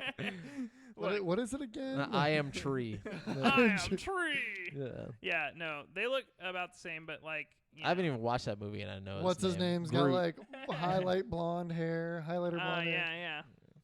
Anyways, that looks pretty good. It looks like they learned from their Avengers faux pas and like corrected made this one just a strictly single player RPG. It showed him like leveling up and stuff, so Yeah, they made it a point to say no multiplayer. yeah, they made a big point about how it was a single player game. Final Fantasy Pixel Remaster. So they're remastering the first 6 Final Fantasy games. And they're all going to be coming soon to Steam, Android, and iOS. I watched the trailer for that and it literally doesn't look any different. It Like I don't doesn't. understand what the remaster Yeah, how is it part is. remastered? That's what I want to know. If you're gonna remaster that shit, make it like the fucking 2D, 3D thing. Like, Yeah, you or know? call it, actually just call like make it a remaster, but it's just a port. They're literally just porting the games. Like I don't understand how they can call it that. Like, Yeah, don't say remaster, dude. Like I hate that word when it's not like an actual remaster. Yeah. It's Yeah. a dirty word. Dirty word. These. Okay, and then we got Legend of Mana, an actual remaster.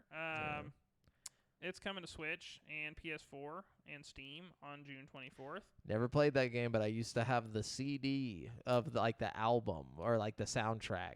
A lot of people are real hyped about this one specifically.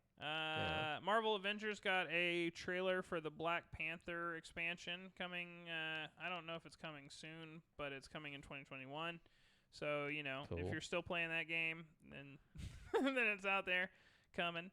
Hitman Sniper: The Shadows is a puzzle game coming to mobile pretty soon. It looks like just a sniper Hitman game for mobile. I don't know. It didn't look terrible. Didn't look great. Like actual Hitman. Yeah, like like Okay. Agent 47 Hitman, Yeah. Nier Reincarnation was announced, which Another Nier game. and it's for mobile, which Okay. is interesting. It's the first Nier game in the mobile universe, apparently. But it should be cool to have a decent action RPG on your phone, I guess, if you're into that. Final Fantasy Brave Exvius. The popular mobile game Final Fantasy Brave Exvius celebrates its 5th anniversary with in-game rewards starting from June 17th. Final Fantasy VII The First Soldier, another mobile game. A lot of mobile games. A mobile battle royale game set within the world of Final Fantasy VII. How? The First Soldier will see players take on the role of a member of Soldier as they attempt to be the last fighter standing. Players will make use of a variety of weaponry, mainly firearms, as well as magical abilities and gadgets to win the day. The game launches in 2021 for iOS and Android. Wow. Then we had Babylon's Fall. Developed in collaboration with Platinum Games, Babylon's Fall will see players take on the role of Sentinel as they enter the Tower of Babylon to search for adventure and treasure. Third-person action game features Platinum Games trademark chaotically strategic combat, juggles with combos, blah, blah, blah. Life is Strange is getting a remastered collection. I really enjoyed the Life is Strange games, but I'm also not really impressed with the remaster they're doing. They did one of those shots where it's like the normal game, and then it like pans over with the remastered graphics, and it's like it didn't look that much better. Like it kept like Yeah, it showing looked the exactly the it same. kept showing the shot, and then it would be like, and you'd like you'd think it's just gonna be dope, and it's just like a little bit better lighting. Like, and her chin has like a little more definition. It's like Square's the only people that can get away with just like they literally did nothing, like, but they're just like it's a remaster, and like they just literally just put the same game over the thing, like they overlap it with the same shot. That's like what it and looked like. It looked like her face was like turned a little more or something, and it was the same fucking shot. Like, it's like, anyways, damn. I love Life is Strange though, so I might play it anyway. Life is Strange True Colors, by the way, got some gameplay trailer. This is one I'm hyped about. Like I said, I'm a big fan of the series, so we'll have to see how that goes. Yeah.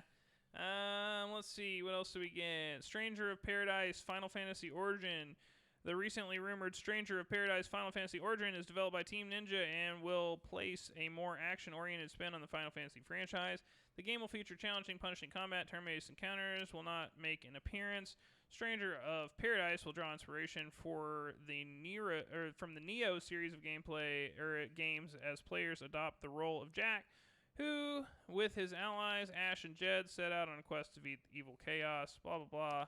That's it. That's all you got. They should really just have made like they just need to make an actual JRPG with like amazing graphics. Like I feel like they're afraid to do it. Like even with the most recent Final Fantasy where it's like an action JRPG, you know what I'm saying? Graphics weren't good enough on that? No. I'm saying an actual JRPG, like with turn-based, like combat. Okay. Like just take like the whole idea of Final Fantasy, like the original Final Fantasy VII, with the new Final Fantasy VII graphics, but just make it turn-based. Like why?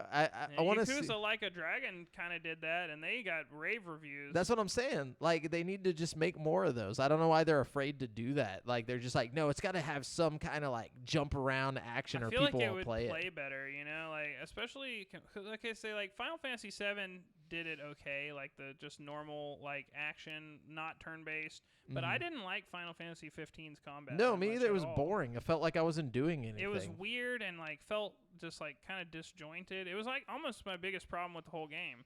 It was kind of it just like it didn't put you. It wasn't immersive. Like something about it just felt like I was button mashing. You know, like that's what here. I mean. I'm glad I'm not the only person who feels that way.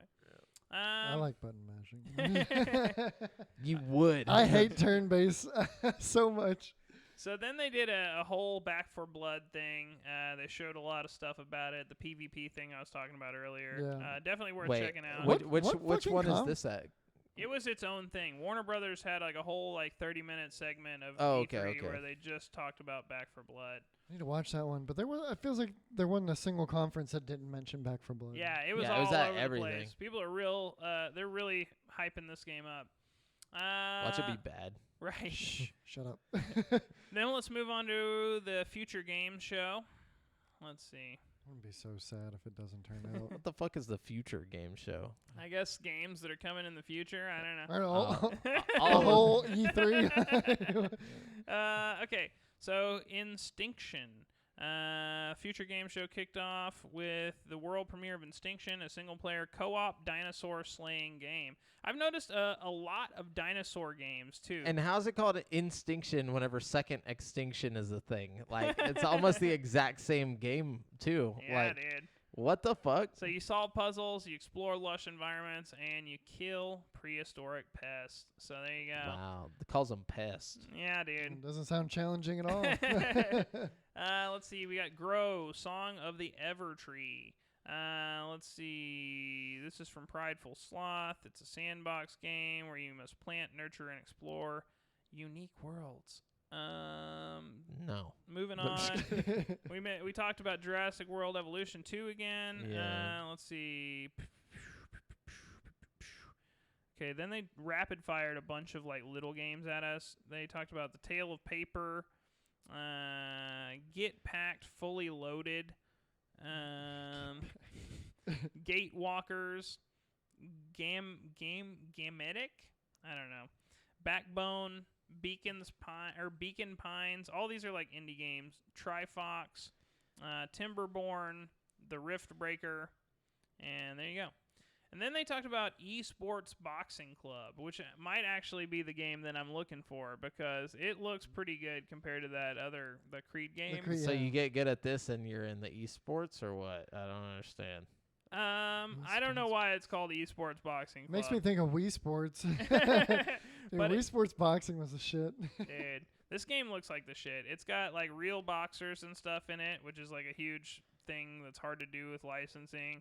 It's got like realistic like cuts and bruises and Wait, stuff, and like Is that the one that's like hyper real looking graphics and it everything? looks like Fight Night or something. It doesn't necessarily look super not super hyper real. real. It's like, but But are they trying to Pretty real. make it to where you can like? They're obviously trying to make it esports. So like they want people to play this to the point to where they're like doing Competitively. tournaments. Yeah. yeah, and it's competitive. online and stuff for sure. I don't know. I'm excited about it. You know me. I'm all about those combat games, and like I said, there's not enough of them on PC. You know what I'm saying? Yeah, so I saw it is the one that I'm thinking of.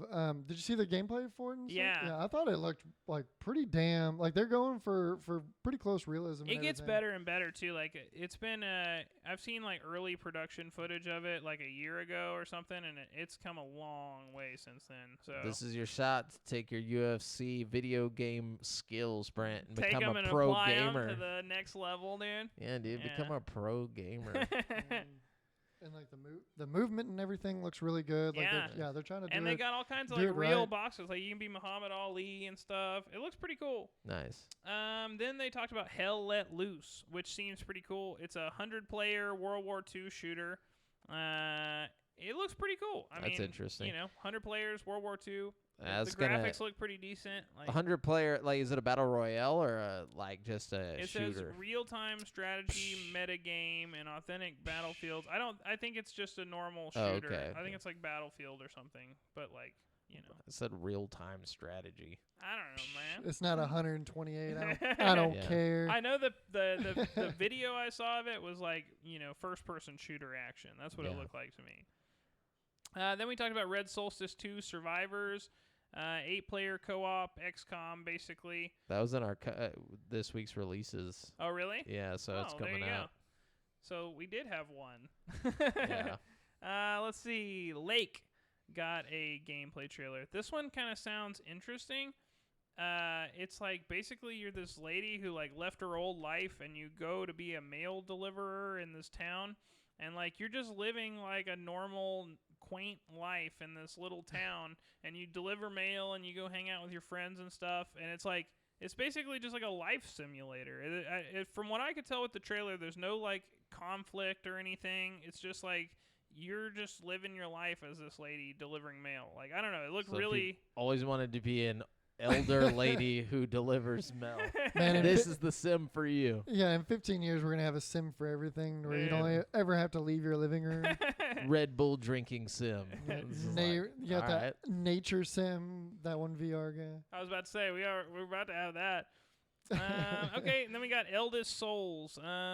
It's like a Souls-like game, It's a good way to just get everyone hyped for your game. Almost call it Elder Scrolls. right? And Dark Souls. Elder Souls.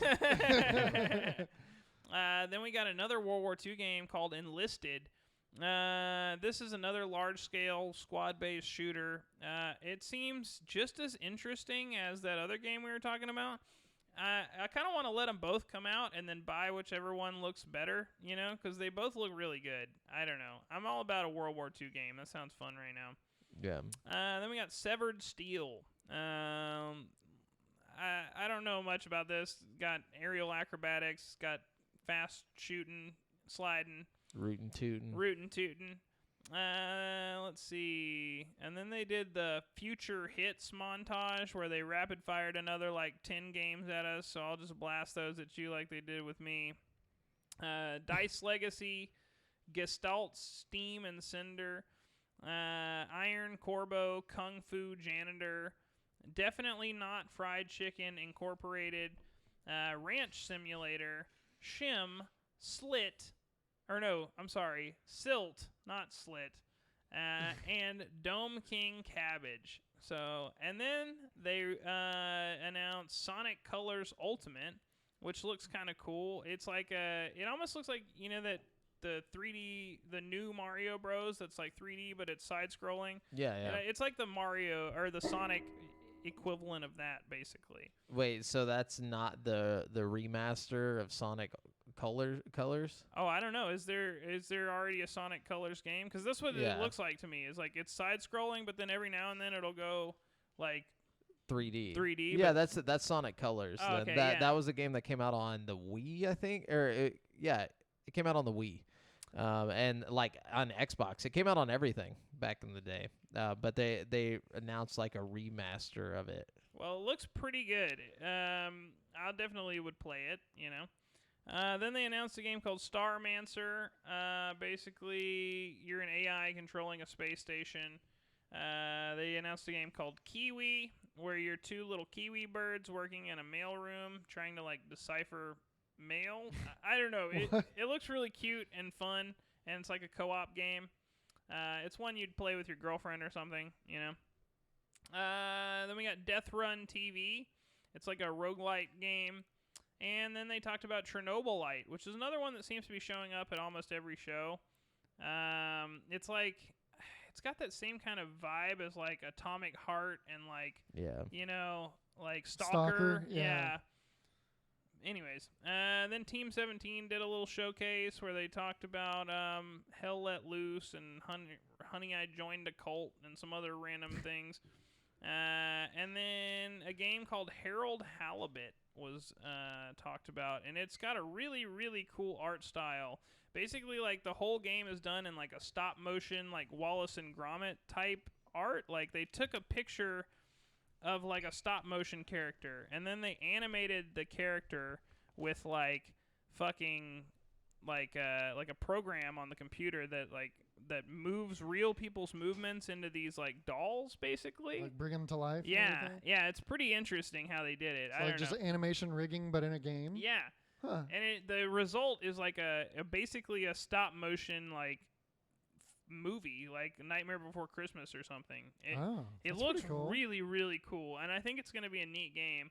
Yeah, I feel like I'm not creative enough or something like that. right. I'd me be like, either. oh yeah, I'm gonna make something cool, and then it just fucking sucks. Dude, same here. Okay, and then they announced this game called Happy Game, which looks really weird. It starts out and you're like this happy face guy walking around, and then it starts getting really morbid, and there's like this fucking monster that like picks him up and like tries to eat him and shit, and there's like blood everywhere and like dead happy guys pulling their heads off and shit. Obviously, What? it's not a very happy game despite being called the Happy Game. It's quite deceptive. And hold on, my internet has given out on me once again. Everybody keep them entertained. Talk about the Happy Game. Jamal's just got to live in a black hole of an area. Yeah, I don't know what's going on. I just went and peed, so whenever I came back, you guys were talking about this game, the Happy Game, which I'm assuming is not a happy game. I'm sorry, the internet has just stopped working Not for from me the altogether. sound of it, no. Really? You're on the Wi-Fi. I know. That's weird. Maybe it's the website. Is there like a like click the cookies thing or something? Yeah, just try and re-up it. It shows. Excuse us while we figure out. Try our going to technical to difficulties. take the Wi-Fi off, see if it'll like, and then turn it back on. Okay. Yeah, see if we got to refresh the Wi-Fi. Now hit that renew. Let's see. Great television, guys. Yeah, dude. Hey guys, you know, if you're in the chat, let us know what your favorite game that you saw at E3 or like any of these random conferences, which is the one that you're most excited about. What is yours? Mine Yeah. is still to come. We can't jump on that till we get to the good stuff. Okay, here we go. Hold on. Oh, Brent's Back Here in we go. business. Here we freaking go. we're going. Here we go. Right. Okay. All right. So the next game is Minute of Islands. It's I don't even know. It's about islands. It's about islands. They got a minute. Yeah. Dying Light 2. We talked about Dying Light 2. Stay looks human. Pretty cool. That's another one we saw a lot of this E3. I'm excited about Dying Light 2. It's coming December 7th, allegedly. Yeah, have we'll to see about that. Yeah, that. that one's been pushed back a lot. Yeah. Yeah. Yeah. Then we got a preview for Ollie Ollie World, which is like a sequel to a mobile game called Ollie something. It was a skateboard game. Yeah, but this game has more depth to it. It seems like there's like characters that are like, you know, in a story, and like it's still a skateboarding game, and it's Yeah. basically like a flow style skateboarding game where you're like side scrolling trying to grind on stuff. But like it looks a lot more interesting than its predecessor. Then we got Tales of Iron, which it seems like a bunch of rats killing frogs or something. Okay.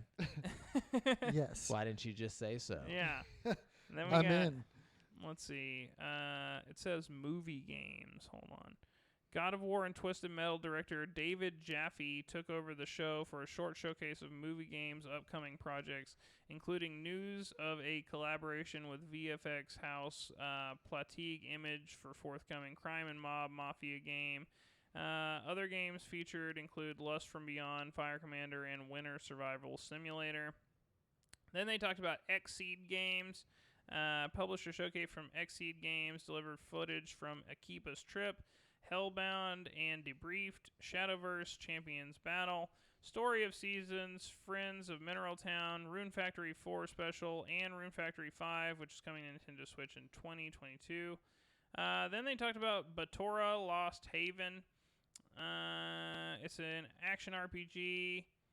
And then they talked about 2 Point Campus again. Then they talked about Project Ferocious, which is a tropical island shooter that has you exploring a lost world full of fantastical creatures. So that might be cool. And then they talked about Warcry Challenges, which is a mix between Doom and Super Meat Boy, basically. It's like a fast-paced first-person shooter platformer kind of game. And then they have a game called Conway Disappearance at Dahlia View. I almost fell asleep during that one. We have a game called Immortality, which again must not have left a very good impression on me because I don't really remember it. So there you go. That's all we have from the Future Games show.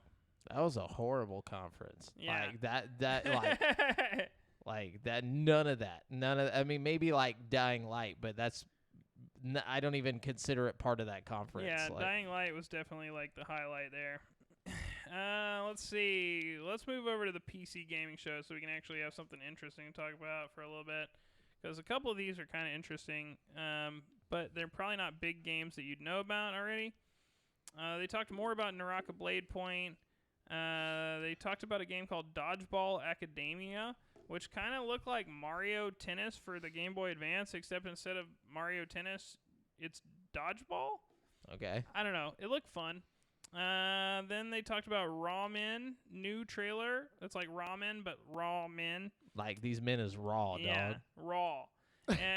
It's a food-themed, free-for-all action shooter. It's going to have 2 to 8 players. Okay. Dying Light 2, developer interview they did. Let's see. They Always Run, new trailer. What's more scary than a mutant bounty hunter? A mutant bounty hunter with a third small arm on the middle of his back.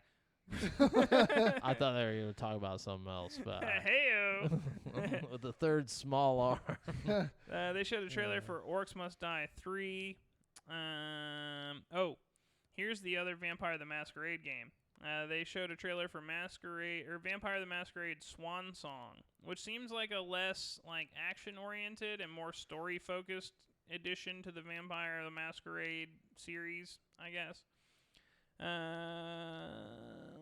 Gigabash. They announced a game called Gigabash, which is a new multiplayer arena brawler that's like basically kaijus fighting each other. So like you're in this big city and you're knocking over like skyscrapers and shit while you're like Godzilla's, and like it's like a 4-player combat game where you're all like it's basically So like, it's just Rampage. no, kinda. It's like Rampage mixed with Marvel Nemesis Rise of the Imperfects. Like imagine those two games like fused together. Yeah, like they did that on GameCube. It was literally like a Rampage game on GameCube where you play as literally like you could play as like Mecha Godzilla, Mothra. I was all King that of shit. Yeah, what was that game King of the called? Monsters. King of the Monsters. Yeah, Yeah. and you or Destroy All Monsters or something like that. Yeah, It- I had that exact game. And yeah. you could literally like walk through the city and just like crush the buildings and stuff and like pick people. It's a 3D like third person, Yeah, you could like pick buildings Godzilla up. game like that. Destroy all monsters. Well, if that game sounds cool to you or was cool to you, Yeah. then try out. We got a Gigabash. modern day Yeah. version of it. Then we talked about Limnus Gate. It's a first-person shooter based time. Okay, so this one looks cool. It's like a time loop combat game where it's like you versus another guy, right? Mm-hmm. And then you do like 25 seconds of gameplay, first-person shooter. So you like run in the room, you like throw a grenade and like blow the dude up, right? And then he does his 25 seconds where he like tries to fight you. And, like, so his 25 seconds, he could run in before you threw that grenade and kill your little dude who was about to throw that grenade. But then in your 25 seconds, you could run around and kill the guy who's about to kill the guy who threw the grenade. And it's like you go back and forth in this, like, turn-based time loop scenario. How does anyone win? Just put him in like a checkmate. He said how you win, but I forgot. He's like, trust me, there's a way. It looked... It's just endless matches. I'm not explaining it good because I was like half asleep when I watched it last night, but it was like one of the more standout looking games I saw. Like it was like, man, that looks really, really cool. And like, it's first person. yeah, it's first person. That's cool. I don't know. It looks really interesting. Like the concept is like just something I've never heard about before. I don't know. It seems really cool. I'm all here for the fresh concepts. Yeah, definitely. Yeah. Then they announced a game called Next Space Rebels, which seems a lot like Kerbal Space Program, but like with more realistic graphics. And like you're basically building a rocket ship in your backyard and like trying to send it to the moon. You know what I mean? But you like don't have the Nice. budget, and you're trying to get your budget higher and higher. I don't know. It looks kind of interesting. So Jeff Bezos simulator. Yeah, pretty much. Or that one flat earther. Oh, I yeah. wanted to He prove- died. that Yeah. blew himself up. Yeah. Let's see. R.I.P. Hope he Flat Earth hope guy. he got an answer before he died. He's like, it's not flat. I knew it. Oh. Oh, that's fucked. Okay, and then they announced a game called War Tales. It's a strategy RPG where you lead a small team of mercenaries on a far-reaching adventure. Turn-based battles with wolves and stuff. It looks okay. They announced a game called Ixion. It's a new space settlement management game. Let's see. They announced a game called Far Changing Tides. It's like a pretty game. I don't know. Let's see. Lakeburg Legacies, new game announcement. In this medieval matchmaking game, you'll be building epic legacy of noble sprogs with cards. I guess it's some kind of card-based thing. I don't know. Silt. I almost called it Slit again. Yeah. In this monochrome deep diving adventure, so this game looks like Inside, basically. You remember Inside? Yeah, Where yeah. it's like all shadows and stuff, except for instead of a little boy running through the shadows, you're like a diver swimming through the shadows. I don't know. It doesn't Yeah. look bad, but it doesn't look like anything to like freak out about. You know what I mean? Yeah. Gloomwood, new game footage. That game looked tight. Yeah, it did look pretty cool. It's like a retro-looking horror FPS. It could be cool. It looks like Thief, or like games like that. Yeah, where, yeah, like that older kind of. yeah, you yeah. gotta like hide in the shadows, but it literally looks like a game that came out on PC in like 1999. Like that's Yeah. what the graphics are going for. But like on purpose, Yeah. like in a pretty way, you know? Yeah, and like you're like you start out in like this like prison cell, and like you hear a guy talking to you. He's like, here, you're gonna need this for whenever they come to find you or whatever, and like throws a ring in, and you put the ring on, and like your whole like item, like all your items fit into this briefcase that you can like pull out, and like you like pick something out of the briefcase, and like you can like set it down into the actual world, and like I don't know, it looks interesting. It's a stealth game. It does look interesting for sure. Yeah. Then they announced Solstice. Let's see. It's got, Souls vibes again, of course. Goodness. All these games just putting the word Souls in their title. Like, Elder Solstice. like, come on, guys. Let's be a little less heavy-handed. It does look like a kind of a dope game, but, like, at the same time, it's like, chill out, guys. You don't have to call it Souls everything. Yeah. If I was, like, From Software, I'd be like, y'all, come on now. Let's see. We got a trailer for Arborea. Procedurally generated dungeon crawler. Looks okay. Tinykin got a new game announcement. It's where you're a tiny guy named Ken. Wow. More Chernobylite. Super in depth. More Chernobylite here. We got Sacrifice, new game announcement. It's from the people who made Warsaw. It's got the 2D HD look like Octopath Traveler. This is one to keep your eye on. It's really pretty looking. I definitely think it might be pretty good. I really like that medium a lot. Me too, that 2D, 3D. Yeah. It's real pretty. Let's see. Icarus got a new trailer. The first episode of Dean Daisy Hall's new survival game, Icarus, edges ever closer, and in this new trailer, you and your mates take on one of the planet's dangerous bears. Honestly, I think blah, blah, blah. So, yeah, it's basically like a first-person survival action game where you're, like, fighting polar bears and shit. It looks pretty cool. Nice. Mecha Jammer, new game announcement. Some kind of cyberpunk RPG where you're in a mech. I don't know. Yeah. Let's see. Song of Conquest, new trailer. Looks like a strategy thing, like a turn-based kind of thing. Citizen Sleeper, futuristic RPG. This one is kind of interesting. It looks like you when you go to sleep, you dream about fighting in this RPG world, and then you wake up and do things in the real world, and then every time you die, you wake up from your dream, and that's how the game progresses. I don't know. Interesting. It seems interesting. Project Warlock 2 got a new game announcement. Don't really know what that is, but might be kind of good. And let's see. Wow, I thought that was a better conference than that, but I guess that's all it was. It's all about that Xbox, baby. Besides Gloomwood. Gloomwood sounded dope. I was into that. I think some of those that I read through probably look cooler when you're watching them, because I remember thinking a few times, man, that looks pretty good. Yes. Anyways, moving on. Sorry, my mouth's getting dry here. Okay, Verizon did a thing for their 5G ultra wide thing, basically sucked their own dick for an hour. Intellivision announced this cool thing. It's called the Amico console. We talked about this a little while back, but they did a whole show about this, and it actually looks kind of cool. Basically, they're saying, okay, this is going to be cheaper than the other consoles. We're not trying to compete with Xbox or anything. We're just giving you a really simple little thing to play couch co-op with your family and friends. And it's 2 controllers. Each controller has a screen and a little wheel that's touch sensitive on it. And they hook onto these little docks, and the dock is the actual thing that hooks up to your TV, but the controller is more or less your console, because they said if you take your controller to somebody else's house that also has a dock and you dock it in their dock, all your games will transfer to their console, so you can just play your games while you're there. Is it exclusive games to this console? Every game is exclusive to this console. Okay. And they're going to have an exclusive Earthworm Jim game coming out. Nice. They're going to have an Echo the Dolphin spiritual successor. Holy shit. They're going to have kids educational games. That's one thing. This seems targeted to parents who want to play video games with their kids, or family time kind of thing where everybody's sitting in the same room playing cards or something. It's like a party game device more than a gaming, a hardcore I haven't gaming thought device. about Earthworm Jim in a long time. Dude, yeah, Fucking- and it looks pretty good. And they said all the games, if you get the digital copies, will be less than $9.99. And all of the physical copies will be less than $20 or something. Yeah, but how much is the device itself? I don't know.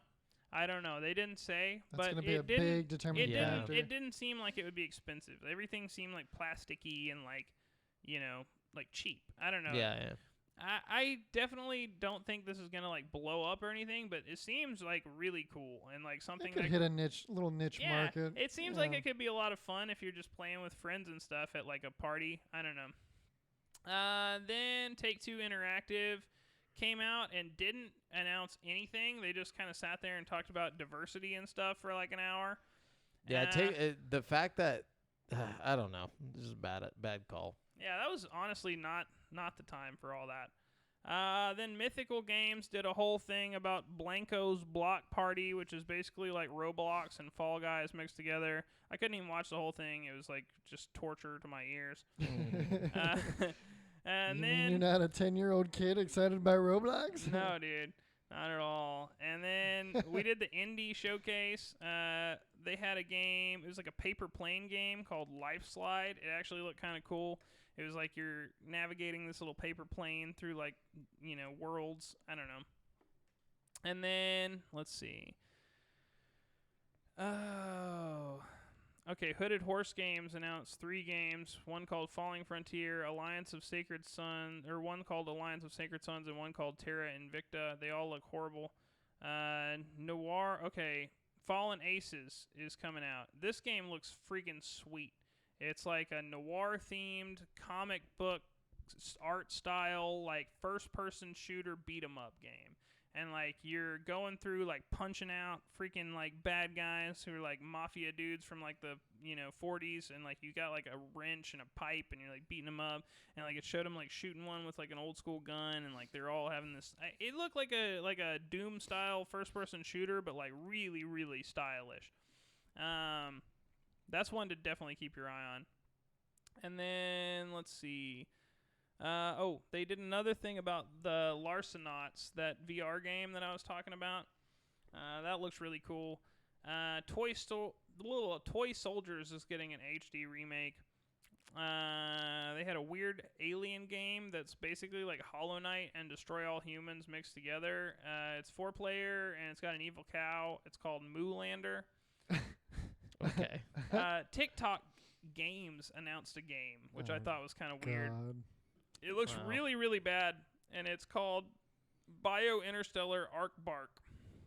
Okay. It's like a side-scroller game. That sounds horrible. Really bad.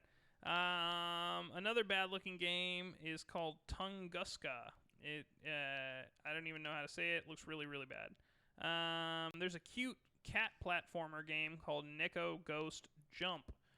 And then there is a game called Extra Galactica, which I don't really know much about, but like the art style kind of had like an IDAR vibe to it, so I don't know. It's pretty cool, I guess. Then we're moving over to the Freedom Games conference. What the fuck is Freedom Games? I don't know, man. I've never even heard of that. Some of these look pretty good, though. There's a game called Dreamscaper. Not really sure what it's about, but has lots of puzzles and combat. A game called Airborne Kingdom looks horrible. There's a game called Koromon, which is a direct Pokemon ripoff. I mean, it is not even, like, trying a little bit to not be a Pokemon It's called ripoff. Koromon. It's called Koromon. You, like, do everything you do in Pokemon. There's, like, little monsters you catch in the grass. It actually looks better than a lot of the Pokemon games. But, like, I don't know. I kind of want to play it. Like, it looks... Is this the one with the guns? No. No. But it did say it has over 40 hours of gameplay, and it looks like a Game Boy Advance Pokemon game. It's got that same art style and stuff, but, Okay. like, better. You know what I mean? Like, as far as the art direction goes. Yeah. Nice. Definitely one to look out for if you don't mind, like, blunt rip-offs of things. They're there's gonna a get the game- shit suit out of them. Right? There's a game called Cat Cafe Manager, where you manage a cat cafe. There's a game called To the Rescue, where you're managing a dog shelter. Are all these coming to PC or what? What are these? I think they're coming to... Most of these are coming to everything. Some of Okay. them are just coming to PC. Some of them are coming to everything. To the Rescue is the dog shelter game. I think they said 10 cents or 20 cents out of every dollar that they sell for this game goes to actual dog shelters. Nice. So it's pretty cool. That's good. There's a game called Slaughter League, which is basically Fall Guys meets Ninja Warrior. They gotta stop. They really do. There's a game called Dark Deity, another direct rip-off looking game. Like, I'm not even, like, joking. It's, like, the same font, the same text, the same look, feel, gameplay of Fire Emblem. Like, it is a direct rip-off of Fire Emblem. But it actually looks really good. Just like the Pokemon thing. So, again, if you don't mind direct rip-offs, check out Dark Deity and Koromon. Let's see. There's one called One Lonely Outpost that looks like Stardew Valley in space, but really bad. There's a game called Sands of Aura, which is like a top-down Souls-like game. There's a Tower Rush game called Tower Rush, and there's a game called Anuchard, which is like a top-down game with like a faceless girl. I don't know. It doesn't look very good. But the ones to look out for are the direct rip-off games, because Dark Deity and Koromon look really good. Then on the schedule for E3, there was something called VIN. I have no idea what it was. I couldn't find the video. I couldn't find anything about it. So I don't know. I don't know what that ended up being. And then we had freaking maybe the worst freaking thing of all time, the Capcom thing today. It was stupid as fuck. Capcom conference. Let's see. They kicked off the show by providing new information about Resident Evil Village, but not really, because they didn't really provide anything new about Resident Evil Village. They just said that RE-Verse is coming in July, and that new DLC is currently in development for Resident Evil Village, which I pretty much already expected.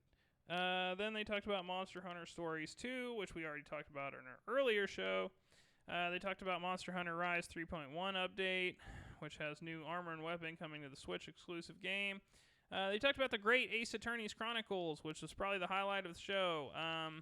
You know, I like that. We already knew that was coming. Yeah, we already knew it was coming, but we saw gameplay and like new features and stuff. Then they talked about Capcom Esports, which is basically them talking about Street Fighter V and the competitive scene, and that's it. It was like the worst conference of the whole bunch. Yeah, it's kind of like whenever you have to do a presentation in school and like you fucking half-assed it. And no material. Yeah, just came up and just like literally just put a bunch of shit together. Dude, and then Razer came on and they were like, okay, I thought it was Here's gonna our be scooter. I thought it was going to be like a really shitty like presentation, but they only talked about this new line of laptops they're putting out. And basically, it's the thinnest 14-inch laptop ever made, and it's the only laptop that has over an RTX 3060 in it. So they have a 3060 version, a 3070 version, and a 3080 version. So he's got like the most powerful laptop and the most thin laptop. It's Some pretty, bitch gonna be expensive. I know, dude. It really looks so How you gonna expensive. fit a 3080? That's what I was saying. Like, it's like paper thin, dude. It's like insane looking, like how small it is. It's really freaking tight. Like, I want one bad, but it's probably like thousands of dollars. Like, yeah, of course. It's definitely thousands of dollars. and anyways, I guess we can move on to the Xbox stuff. Thank goodness. I feel like it was like there wasn't a lot of shit going on. Like this E3 so far has been kind of all right. It's been all right. I give it like if they were planning on coming back, if E3 was like, oh, we're saving E3, we're coming back. This did not cut it. No, and I really am feeling Sony not being here, man. You know? Yeah. It feels like there's a hole where Sony should be, you know? Because it's like there should be like the three big shows, like the Xbox, the Sony, and like, I can't even call the PC show a big show. The because Nintendo. It's never big. Yeah, the Nintendo show. But I don't know, man. It's just weird. Yeah. Anyways. Oh, that Razer laptop, $4,000 for the 3081. It's not enough. That's actually. It should be $10,000. No, I'm just kidding. for how dope that freaking laptop is, like that. Man, I'd probably take If it I home found and the break it the next day. If I found the right Yeah. one. Yeah. The problem with like laptops is they're not very customizable, or modular. So like later, if you need to update that graphics card, good luck. Bro, you're not gonna need to upgrade that graphics card for a minute. I don't know. Dude. They already got the 3080 Super or the 3080. What is it? The TI Bro, or I'm whatever? telling you, you get anything 3080 or higher, you're probably good for like at Yeah. least till next generation. You know For what sure. I mean? Which is like 10 years. I feel like. I don't know. Okay. Moving on. We got the Xbox showcase. Definitely the best show. The one Jamal's been waiting for. So Yeah. let's see. Me and Jamal actually watched this. We both streamed this and on Discord. Yeah, we didn't stream it. We just like watched it at the same time yeah. on like Discord chat. We should have streamed it, but we didn't know it was gonna happen when it happened, so that's on us. But anyways, what's the dealio, Brent? So they basically kicked it off with a teaser trailer for Starfield. Yeah. Which didn't really show anything about the game at all. I No. am hyped about the game, but I mean, like, you know. It was definitely a CG trailer, but there was an Easter egg in it. Supposedly. What It's a was it? stretch. For Elder Scrolls 6, like if you like, it's zoomed in really close on this like little like button or like this little like display thing It's a- inside the ship. And it's like a little engraving on the side of it. Yeah. And somebody was like, "This is definitely a Hammerfell. Hammerfell map." So Huh. saying that that's where Elder Scrolls 6 is going to be. Interesting. But it's like So- a blemish on the side of a panel in the cockpit of this ship. It did zoom in really close on it for some reason. Like, I don't know. They put the map side by side with the engraving, and it does look like it. I'm gonna have to check this out. But Yeah. I can't even think about Elder Scrolls 6 right now. No, Like, because it'll be here in 2029. Yeah, like, it's gonna be a long time. At this speaking of rate. release dates, they're claiming Starfield will come on November 11th, 2022. Yeah, so we have a date. We have a And date. apparently it's going to be exclusive to Xbox. Yeah, not even coming to Woo. PC, bro. That's, It said console launch. That's or hardcore, console. dude. But I think it will come to PC later. yeah, But it's a console launch exclusive. Yeah. Wow, yeah. if they're just gonna release it to PC, they might as well do it right then. You know what I'm saying? You know what I'm saying?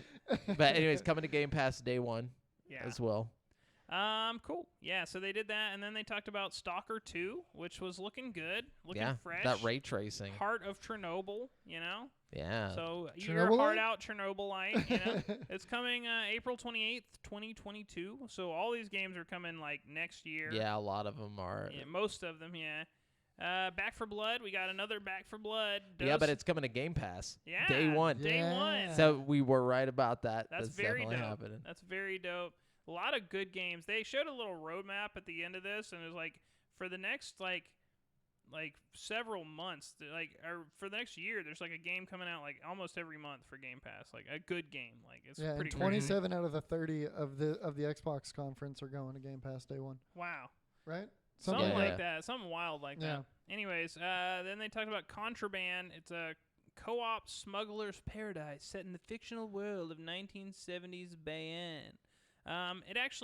It didn't show anything really, at all. Nothing. but like I'm hyped about it for some reason. The idea of it sounds dope. Yeah, it said a co-op open world. They kept saying open world, blah Yeah, blah blah. yeah. So I'm like, if me and a friend are running around like a Grand Theft Auto style world together playing this game, it could be a lot of fun. It sounds more Far Cry to me than GTA. It looked like Indiana Jones vibes, kind of like with the Jeep and stuff. I don't know. Yeah. We'll have to see how it goes.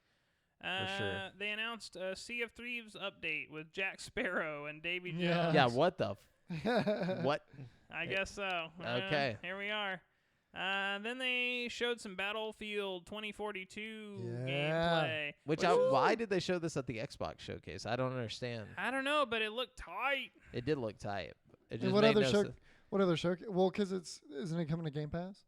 You can put it at the PC. I don't know game if it's. show, They you can didn't put it- mention whether it was coming to Game Pass or not. That was one of the only ones that they weren't like coming to Was it? Game Pass. Yeah. This game looks pretty dang good to me, man. Like I don't know, like just the combat looks dynamic and fun. The grappling hooks look interesting. Like You when can they change attachments on the fly. Yeah, now. dude. Yeah, When they're in the elevator part looked switching their crazy. attachments and shit. When he like grappled up to the like top of that crane and like shot that dude, I was like, okay, this is pretty tight looking. Yeah, it's giving me strong Battlefield 4 vibes. So Yeah. I'm I was getting stoked. Battlefield 3 vibes from it. Yeah, well, yeah, 3 You know, and like 4. the big yeah. city, like skyscrapers falling down kind of thing. Yeah. And the storms look sweet, dude. I don't give a shit. Like I know a lot of people are like, oh, it's gonna fuck up the game.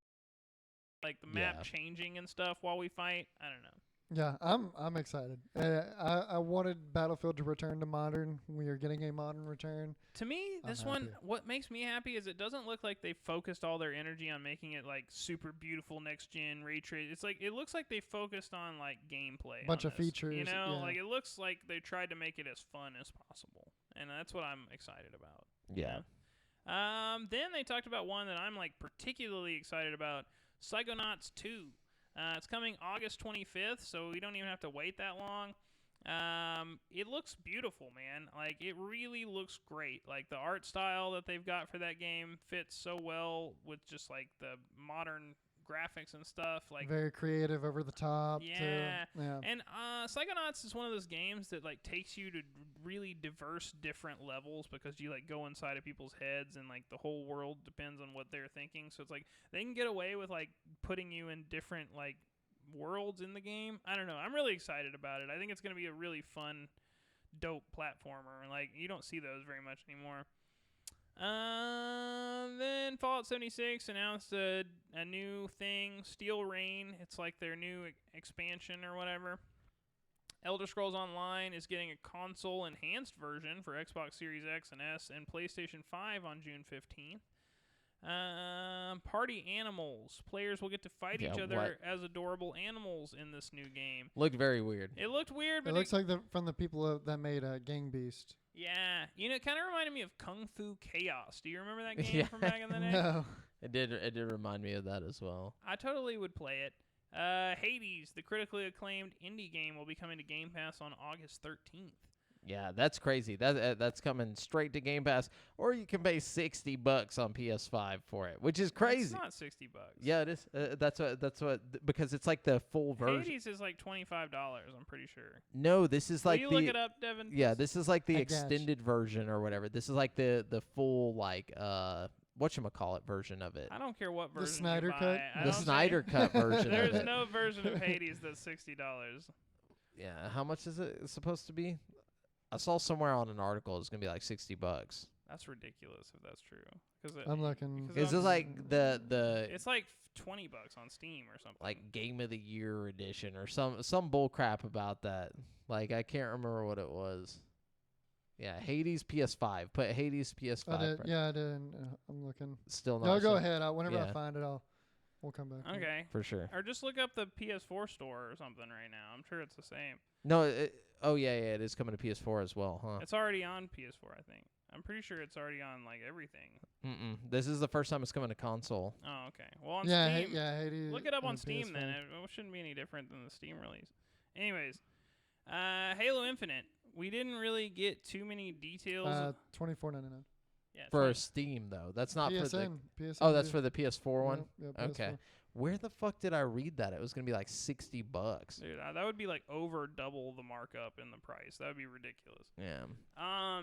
So we talked about Halo Infinite, or we didn't talk about it us, but they talked about Halo Infinite, and they showed some multiplayer stuff from it. Free multiplayer, by the way. You don't Free. even have to have Game Pass. Yeah. Free It's to just play. if you Very have an excited. Xbox One or a Series X, you'll have free access to the multiplayer. Some of the little weapons they were using look really cool. The one where you like bounced the grenade around the wall and killed that guy was like, Mhm. oh, that looks fun. That's gonna piss some people off.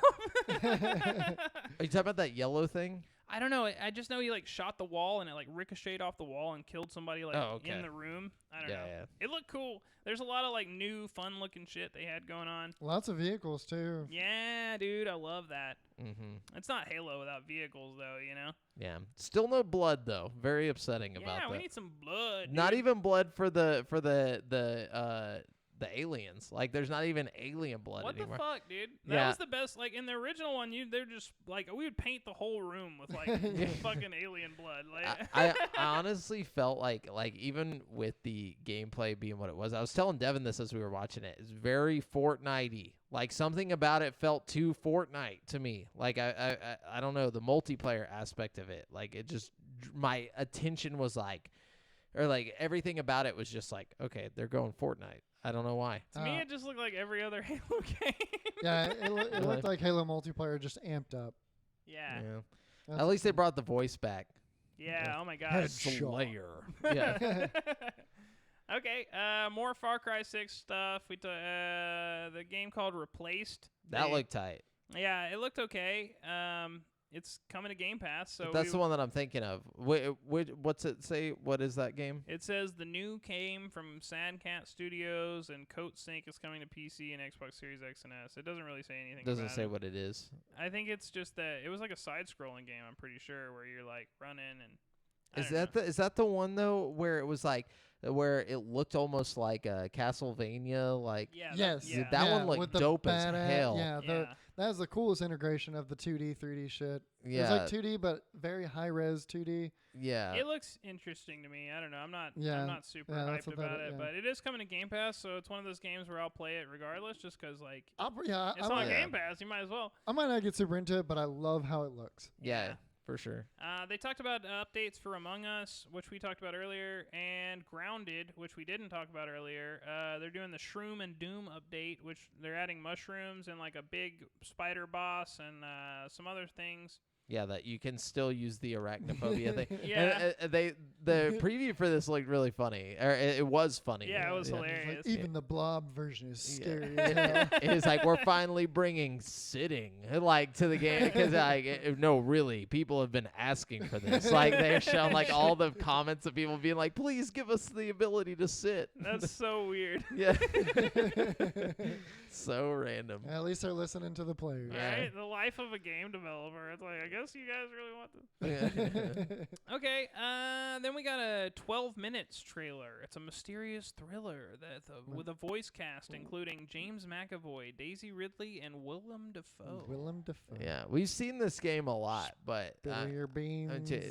it's like yeah, you're like basically like blamed for like a murder or something. I don't know what it is. It's Yeah. some weird game. I'm not really sure, but like the amount of good actors they've got involved in this makes me at least curious. I It's mean, Game like- Pass. I'll play it. Yeah. Yeah, some psychological something or other. And then one of my favorite announcements, maybe my favorite announcement of all of E3, they announced The Outer Worlds 2. Yeah, Brent was Yeah. right. Brent was right on this And one. Fucking hilarious trailer. Speaking Yes. of funny trailers, Yeah. like that just had me dying, dude. I thought it was gonna be Fable. Like from the Me way it looked, I too, was like, dude. "Oh, here's Fable." And then they started. He was running, and there was bullets, and I was like, "Okay, what It's could this definitely be?" not Fable. I was yeah. like, Then we're gonna pan out, and it's gonna look really good, but you'll never see this landscape. Yeah. we'll show the main character, but only from the back. Yeah, only because the we silhouette. haven't finished the model yet. That's why I thought. That's why I thought it was still Fable. Like for some reason, because I thought they were doing that whole jokey thing. Like they were like, "Oh, we don't really know what the game actually looks like Yeah. yet." But definitely not Fable. It's Outer Worlds 2. Cool. I'm really happy they're working on that too, man. I feel like they have a chance to make this way better because, like, Yes. you know, I feel like Outer Worlds 1 was like a proof of concept almost. Like, hey, we can do this in a timely manner and make it an okay game. If you give us more money, we'll make Outer Worlds 2 even better. And that's what I'm hoping for. Yeah, now they're under the umbrella of Xbox Mhm. now. So Yeah, I watched a making of thing of Outer Worlds, and they were talking about that, like how they were running out of like memory for the game, like while they were making it. Like they had a whole other planet ready for it, but they couldn't put it in because they didn't have enough memory, Wow. and so parts of it got put into other parts of the world, and Is then this just to like accommodate for old systems or something, or like is this just? no, it's just their budget. And then Oh wow. oh, thanks for the follow, Holly, and then What up? yeah, and then the other thing about it was like whenever you go into like the bar at like a certain part, like they didn't have enough memory to have like all the neon lights happening and then also have like the people behind you existing, so like when you're not looking at them, they're just they're not clipped there. out. Yeah, and they Wow. said it took them a long time to get it to the point to where like whenever you turn around, they appear They come before you back? can tell. Yeah, You know, I was like, dang, just that a sucks. bunch of corner cutting because of budgeting. Yeah, I was like, Wow. that really sucks. I hope like in this next one, like they'll have the money for it. It's you know? impressive that they put out a game that was like as put together as they did with the constraints that they had. Yeah. You know what I mean? Like, Yeah. Mhm. because you can tell when you sure. play it that it's like, man, there's definitely something they could have done more. And like, I know they wanted to. You know what I mean? Like, I don't know. I Oh, can yeah. see their grand design there. For sure. Then they announced Microsoft Flight Simulator for Xbox Series X and S coming July 27th, so you don't have to wait very long for that at all. Dude, Honestly, Microsoft Flight Simulator this was for Series X. This thing looked fucking phenomenal. Like Yeah. I was about to say it's probably the best place to play Microsoft Flight Simulator because you know you're going to have a stable, dope experience on Series X. You know what I mean? On PC, it's pretty sketch. I don't know. Pretty rough.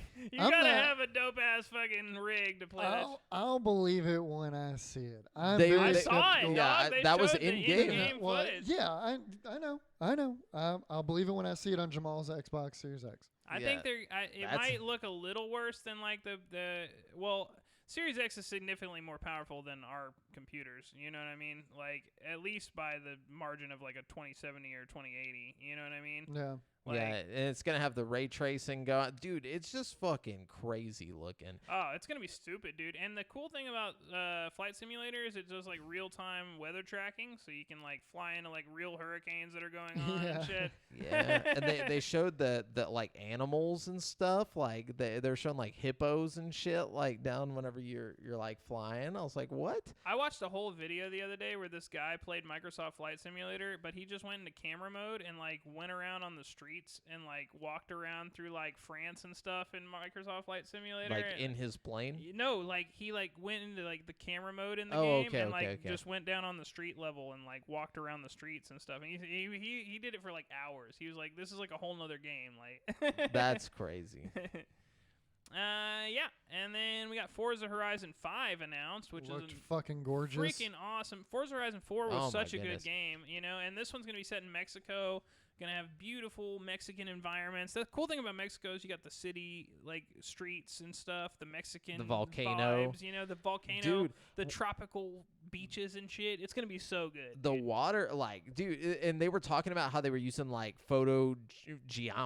whatever they called it. Photogeometrics or some yeah, shit. like they yeah. literally went on site and like just took camera 12K. They captured everything in 12K, like with a camera, to then use some type of AI to make it into the game. So Holy everything you shit. see is legit. Like they were like down to the fucking spines on the cactus. Like Yeah. you can see everything. And I There's was a like, part in the "Holy trailer shit." where he like pulls up on this Mexican side street and like pulls up to this graffiti and he's like, "This is just one of many real graffiti pieces that are made by real Mexican artists." in Yeah, our just- streets." yeah, Like, okay. damn, dude, they're just getting elaborate with this, man. Yeah, dude. It looks And the cars rendering are just Ah. insane. Oh And the my Horizon gosh. series is definitely the more fun of the Forza.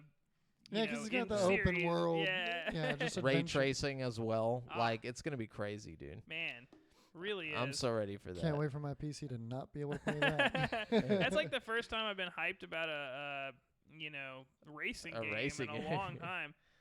And then they closed it off, or actually they didn't close it off. They announced Redfall, which Yeah. is it's coming from Arcane Studios. So yeah, an exclusive to Xbox. yeah, this is their answer to Deathloop, I guess. Yeah. you know? By They're the like- same studio. yeah, they're like, that's probably their stipulation. They're probably, all right, you motherfuckers, you're making Deathloop. You better come over here and make us one too. You know? Because Yeah, it 'cause honestly they own looks them kind of now, like yeah. Deathloop too. Like there's vampires and stuff, but like it's got that same like aesthetic as Deathloop. You know what I mean? I don't know. But it looks crazy cool. It looks like Yeah. Left 4 Dead. But in my opinion, but with vampires. vampires, yeah. Yeah. I like Arcane Studios a lot, so Yeah. I think this is gonna be a good one. Mhm. And they announced the Xbox mini fridge with like a super epic Xbox mini fridge commercial. So Which we got to bring up that like the Kotaku response to this was like, this was literally Kotaku's article title. Xbox is making a consumer version of the mini fridge because capitalism. Like that was. oh my god, dude. It's like, can you guys not be happy about anything? Like, They're seriously just like the biggest buzzkills ever, dude. Like, and their articles are awful, dude. I went earlier and I was like looking through all the like, okay, everything announced at X and Y Z show, and I went to one of them from Kotaku, and it was just a bunch of like bogged down shit that was all out of order. I'm like, oh my god, dude, like I can't even do this. because capitalism, bro. That's why. Capitalism, cause the man's holding you guys all down. It's the most ridiculous thing. It's like, yeah, it's because capitalism, because people ask for it, and so they're getting it. Like, if there wasn't a market for it, it wouldn't be happening. It makes no sense to me. Gosh, I was like, can you guys not be like, they're so whiny about everything. yeah, it's like, hell yeah, I'll take a fucking Xbox Series X mini fridge, dude. Yeah. Like, if I got the money, I'm buying it. Like, Dude, why not? I want one right next to my actual Xbox Series X when I get one. To I wanna keep it have cool. I want them right next to each other. You When know? it's trying to play Flight Simulator. You Yeah. just pop it in the fridge. Man. Hell yeah, dude. It's got some holes to feed the cables through. Yeah. Yeah, bro. But anyways, yeah. So, man, that was a lot. Whew, We that told was you a guys fuck it was gonna be a ton. long ass episode, but anyways, so what was your guys' favorite from it? Like from the whole show, what was the game? Brent already said what his was. What did you say it was a second ago? You were like, "This is my favorite thing that I've seen," and I don't even remember what you said. What it was. So I don't know. Let me think about it first. I think. Oh, you know what? We didn't even talk about it, but they showed footage from that one game too. Fucking at the Xbox show. Oh, it looks like Stalker, but it's robots everywhere. Oh, yeah. Atomic Heart. Atomic Heart. Atomic Heart. Yeah, that Yeah, shit that looked looked trippy as hell. crazy. Yeah, dude, that looks sweet, man. I have no idea what that was. Like, I don't even Bro. understand what And that It was. looks really tight though. The last gameplay that they showed for Atomic Heart didn't look anything. Well, it looked vaguely, but it wasn't near as wild yeah, as that. way more Yeah. polished on this one too. Like, oh man, that's one to really look out It's for. gonna be a fucking mind And trip. Literally almost everything besides Battlefield that they showed at the Xbox conference is coming to Game Pass day one. It's crazy how much Game Pass stuff is coming. If they keep Game Pass at the same price, I mean, the value you're getting for Game Pass is like incredible. Like It's like unbelievable. it's like Netflix. I mean, it really is like It's comparable. better than Netflix at this point. Like you're I don't know. Do Netflix not- has Think a about lot how of much- Shame. original content. No. Yeah, shame Game Pass. Yeah, well, I'm not shaming Netflix, but what I'm saying is think about how expensive these games would be if you were to just go out and buy them. Every single one. Yeah, and it's like you're probably this is like $1,000 at this point. Like that Yeah, I mean, you're it just would getting. be pretty expensive to go out and buy every single original movie and TV But show not from as Netflix, too. not as expensive. Yeah. though. Probably as expensive. There's a lot more original content on Netflix than there will be on Xbox in the near future. But that's But- the great thing is you don't even need the original content. I'm just talking But- about these games. Yeah. You're talking about video games. These are like No, $60 to I $70 totally agree with you. things. I'm just saying, like, me saying that it's becoming like Netflix is not me insulting Xbox Game Pass in any way. It's me complimenting Netflix. No, I was saying it was like yeah, I was saying it's almost more like it's just crazier than Netflix because Netflix is not it's not interactive. It's not something that you're paying that you would like you go and pay for anyways. You know what I'm saying? We're desensitized to how dope Netflix really is. Like, Yeah. I you know what I'm canceled my saying? Netflix, so I But- mean, you yeah. still have some kind of service that's just like Netflix. Yeah, You yeah. know what I'm saying? This is the well, I'm talking about beginning. like content to content, like the content on Game Pass. We have a bunch of amazing games. Yeah, and the Uh, content on yeah. Netflix has a bunch of amazing content.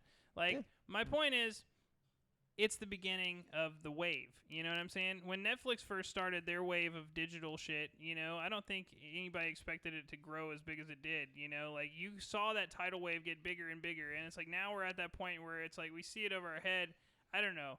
I Yeah. just see it growing as Netflix did and taking over like Netflix. And pretty soon, everybody's going to have one. Like, Yeah, Sony somebody's will have gotta- one soon. Nintendo will have one soon.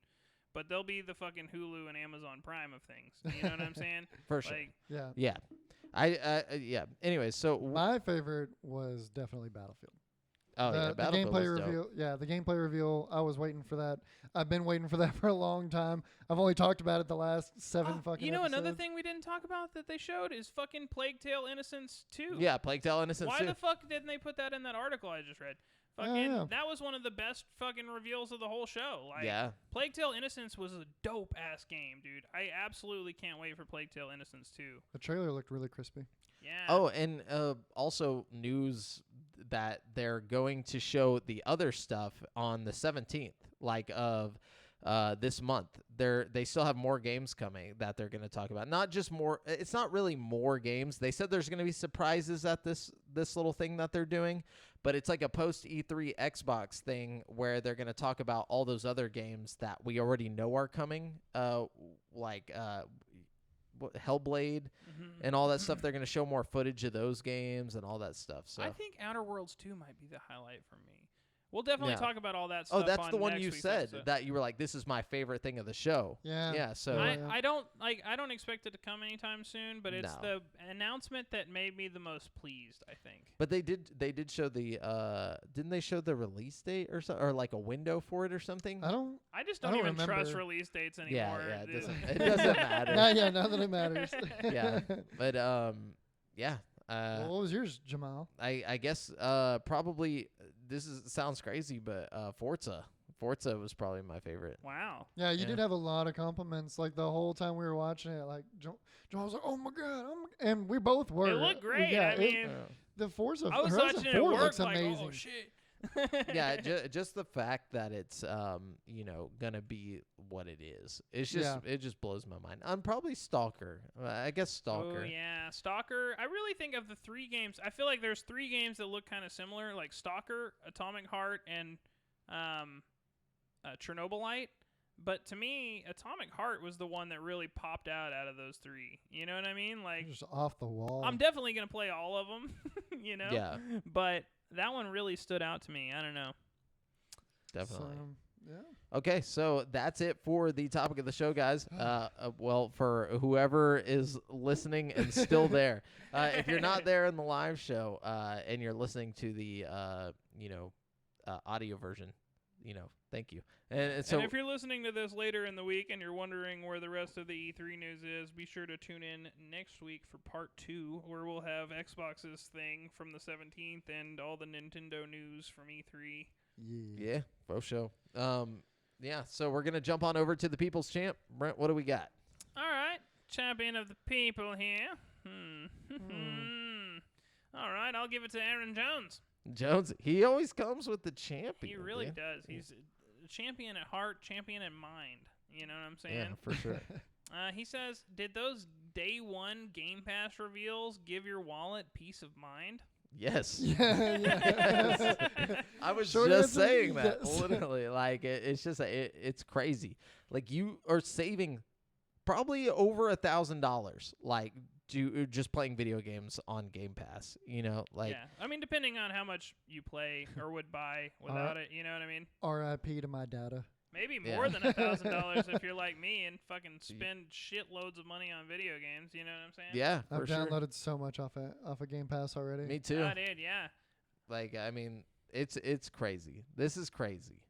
This is This is crazy, crazy. guys. Anyways. And the fact that like they were like, oh yeah, by the way, there's this Arcane game. It's only coming to Xbox. This other, like they're doing the thing. They're doing the thing that everybody was like, oh well, they ain't got no games. It's like, well, here you are, motherfucker. Like, and guess what? They're Bethesda fucking games and Arcane fucking games. It's crazy. It's insane. Anyways, Yeah, okay. it's going down. And that Okay. motherfucker wasn't towards you, Aaron. That was just towards like all the people that were hating on the because whatever. Anyways. All right, moving on. We got Dylan Parton here. He says, I've lost the ability to get hyped up for new releases, especially when they're over a year out. Starfield. Congrats on the baby. Oh, yeah. Oh, yeah, Dylan. the little yeah, one. we got to shout that out. Congrats on the baby, That's Dylan, awesome. for sure. Baby Dylan, technically. Yeah. Like congrats, baby Dylan. Congrats, baby Dylan. Yeah. He says, with all the delays and the inability to play a game on day 1 due to bugs, does anyone else share this complete lack of excitement? I'm sure there's a lot of people that do. I'm not one. Yeah, I was getting excited about that game with the kiwi birds in the newsroom. Like, I don't know why. This is something that I'm always excited about. I saw that Aaron actually said something to it where he was saying like, yeah, I agree. Yeah, he says, in general, it's hard for me to get hyped for anything. Excited, yes, but as I get older, and to your point with delays, games bugging out, not really finished upon release, it's hard to keep up the hype in this age where you can just release a patch at some point. Which the thing about the getting older, I think as I get older, I'm even more excited. But too. it's probably Me too. I don't know what's wrong with me. I'm like reverse aging. Like, yeah. I think it has something to do with the fact that I have my own money to put towards oh yeah, new releases. totally. I so have- you can actually get everything that comes out if you want to. Like, Yeah. See, with the change and like what he pointed out, I found myself not getting as hyped, still hyped, but kind of like protecting myself, I guess. Really? Being more guarded about my hypeness, just like I was trying to be guarded about my hyped over Battlefield. Now it's out the fucking cage and I'm super hyped, but I've definitely found myself not being as hyped because of what he mentioned and everything. So I'm definitely I've moved my way more towards neutral, but I'm still getting hyped. See, the difference for me is like I think what I get hyped about is different Yes. from when I was a kid. Like I'll get hyped about things that as a child I wouldn't have cared about at all, and vice versa. You know what I mean? I don't know. Yeah, that and I go in with a very specific new release hype. You know, it's Yeah. like it's got to be specific games, but for those specific games, I'm in. Yeah. And also, Game Pass. You know, like I don't have to worry about like, oh man, Losing 6 I'm not gonna pay for that. You know, Yeah. it's like it's just cool. You know, Yeah, that's the best part about Game Pass is the ability to try things without wasting all your money on it. You know. yeah. Okay, we got J.R. Butler here. He says, am I the only one that felt like E3 was a huge disappointment? I wasn't hyped for anything I saw. Wow, literally nothing. Okay, I feel like there that's- was a lot of duds. I feel like that's Yeah. a fair assessment, you know? But there was also some good mixed in with the bad. for you sure. know? It wasn't like the worst thing I've ever seen. There's some stuff to get excited about, but I feel you. I definitely feel you. I think It wasn't all the Xbox conference. yeah, yeah. I'm down for everything that wasn't a 2D platformer. I You think know- a lot of the VR stuff that got announced was pretty cool. Yeah, I agree with that. I'm sick Or of the side 2D scroller. platformers, dude. I don't even know I said platformer. Roguelike. Honestly, if it was a platformer, I'd probably be more excited. I'm done with the 2D. 2D everything. I don't want Yeah, to fuck yeah. with 2D anymore. It's Yeah. 2021. Fucking make some 3D shit, dude. Learn Unity. Get Yeah. with the times. Yeah. I'm done. I don't want to see a fucking 2D game ever Hell no. again. No, I'm just kidding. I don't no, care there's if a lot of it's cool 2D, 2D games. 3D, 4D, 3D, fucking... No, wait, that's cool. You can do anything, It's just no not 2D. 4D. 40. Actually, I do want to play that one game, that Fire Emblem ripoff that I was talking about earlier, and that Pokemon ripoff. I want to play both of those really bad. Koromon. Yeah. Yeah. You know, and the funny thing is like I think some of the reasons why people are upset about this is because PlayStation wasn't there. It really does feel like less of a show without PlayStation. Yeah. Because, like, think about how much more full we would feel if we had a dope Xbox conference and a dope PlayStation conference. Yeah, today. Yeah. Like- Like, it would have been fucking sick, you know? Yep. Ooh. I think maybe It's been a long podcast. True. But I think Nintendo will balance it out a little bit Yeah. tomorrow, hopefully. Oh yeah. Fingers crossed, huh? That's the sad part. I feel like is like if you are excited about Nintendo, you probably shouldn't be excited. Yeah. That's the thing. I'm No, getting no, my no, hopes too high. No, and I don't mean you. I just mean in general. That's the thing about Nintendo. It's like if you go in excited, like sometimes I'm not too hyped about Nintendo and it's awesome. Yeah, yeah. But when I am hype about it, I get just dirt thrown in my face. Nintendo Like always does big releases like randomly in the middle of the year too. Yep. And like Yep. fucking E3 will just be like every other treehouse thing they do. Yeah, you they- know, it'll they're be just like, like- why didn't you save the cool shit for E3? Like, Well, because then it's more focus on them and it's not a shared stage. I guess so, but like, Yeah. think about stealing the show from everybody, like, which wouldn't be that hard to do this year. no, You know what I mean? Like, it wouldn't. I mean, it'd be easy actually. just put something dope out. Metroid Prime 4, it'd be over. Like, you know. Yeah, definitely. Anyways. Yeah, so that's it for our People's Champ and listener questions. Thanks Yeah. so much, guys, for those.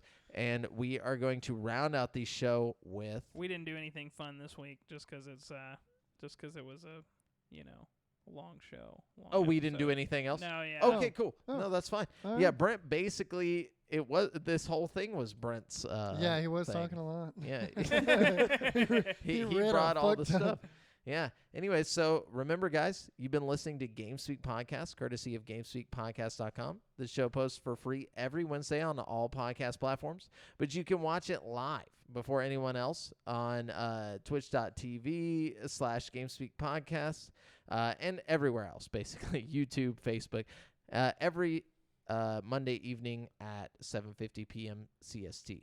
Be sure to submit any questions you want us to read on the show to the GameSpeak Podcast Facebook group at facebook.com/group/GameSpeak Podcast. Check out our video content on youtube.com/Create for Sanity. And if you want to stay up to date with your boys, you can find me on Twitter at the handle @JoffreyJamel, Brent at Brent Has One, Devin at Devondrius, and check out the GameSpeak Podcast Instagram. Until next time, listeners, Later. Oh my gosh.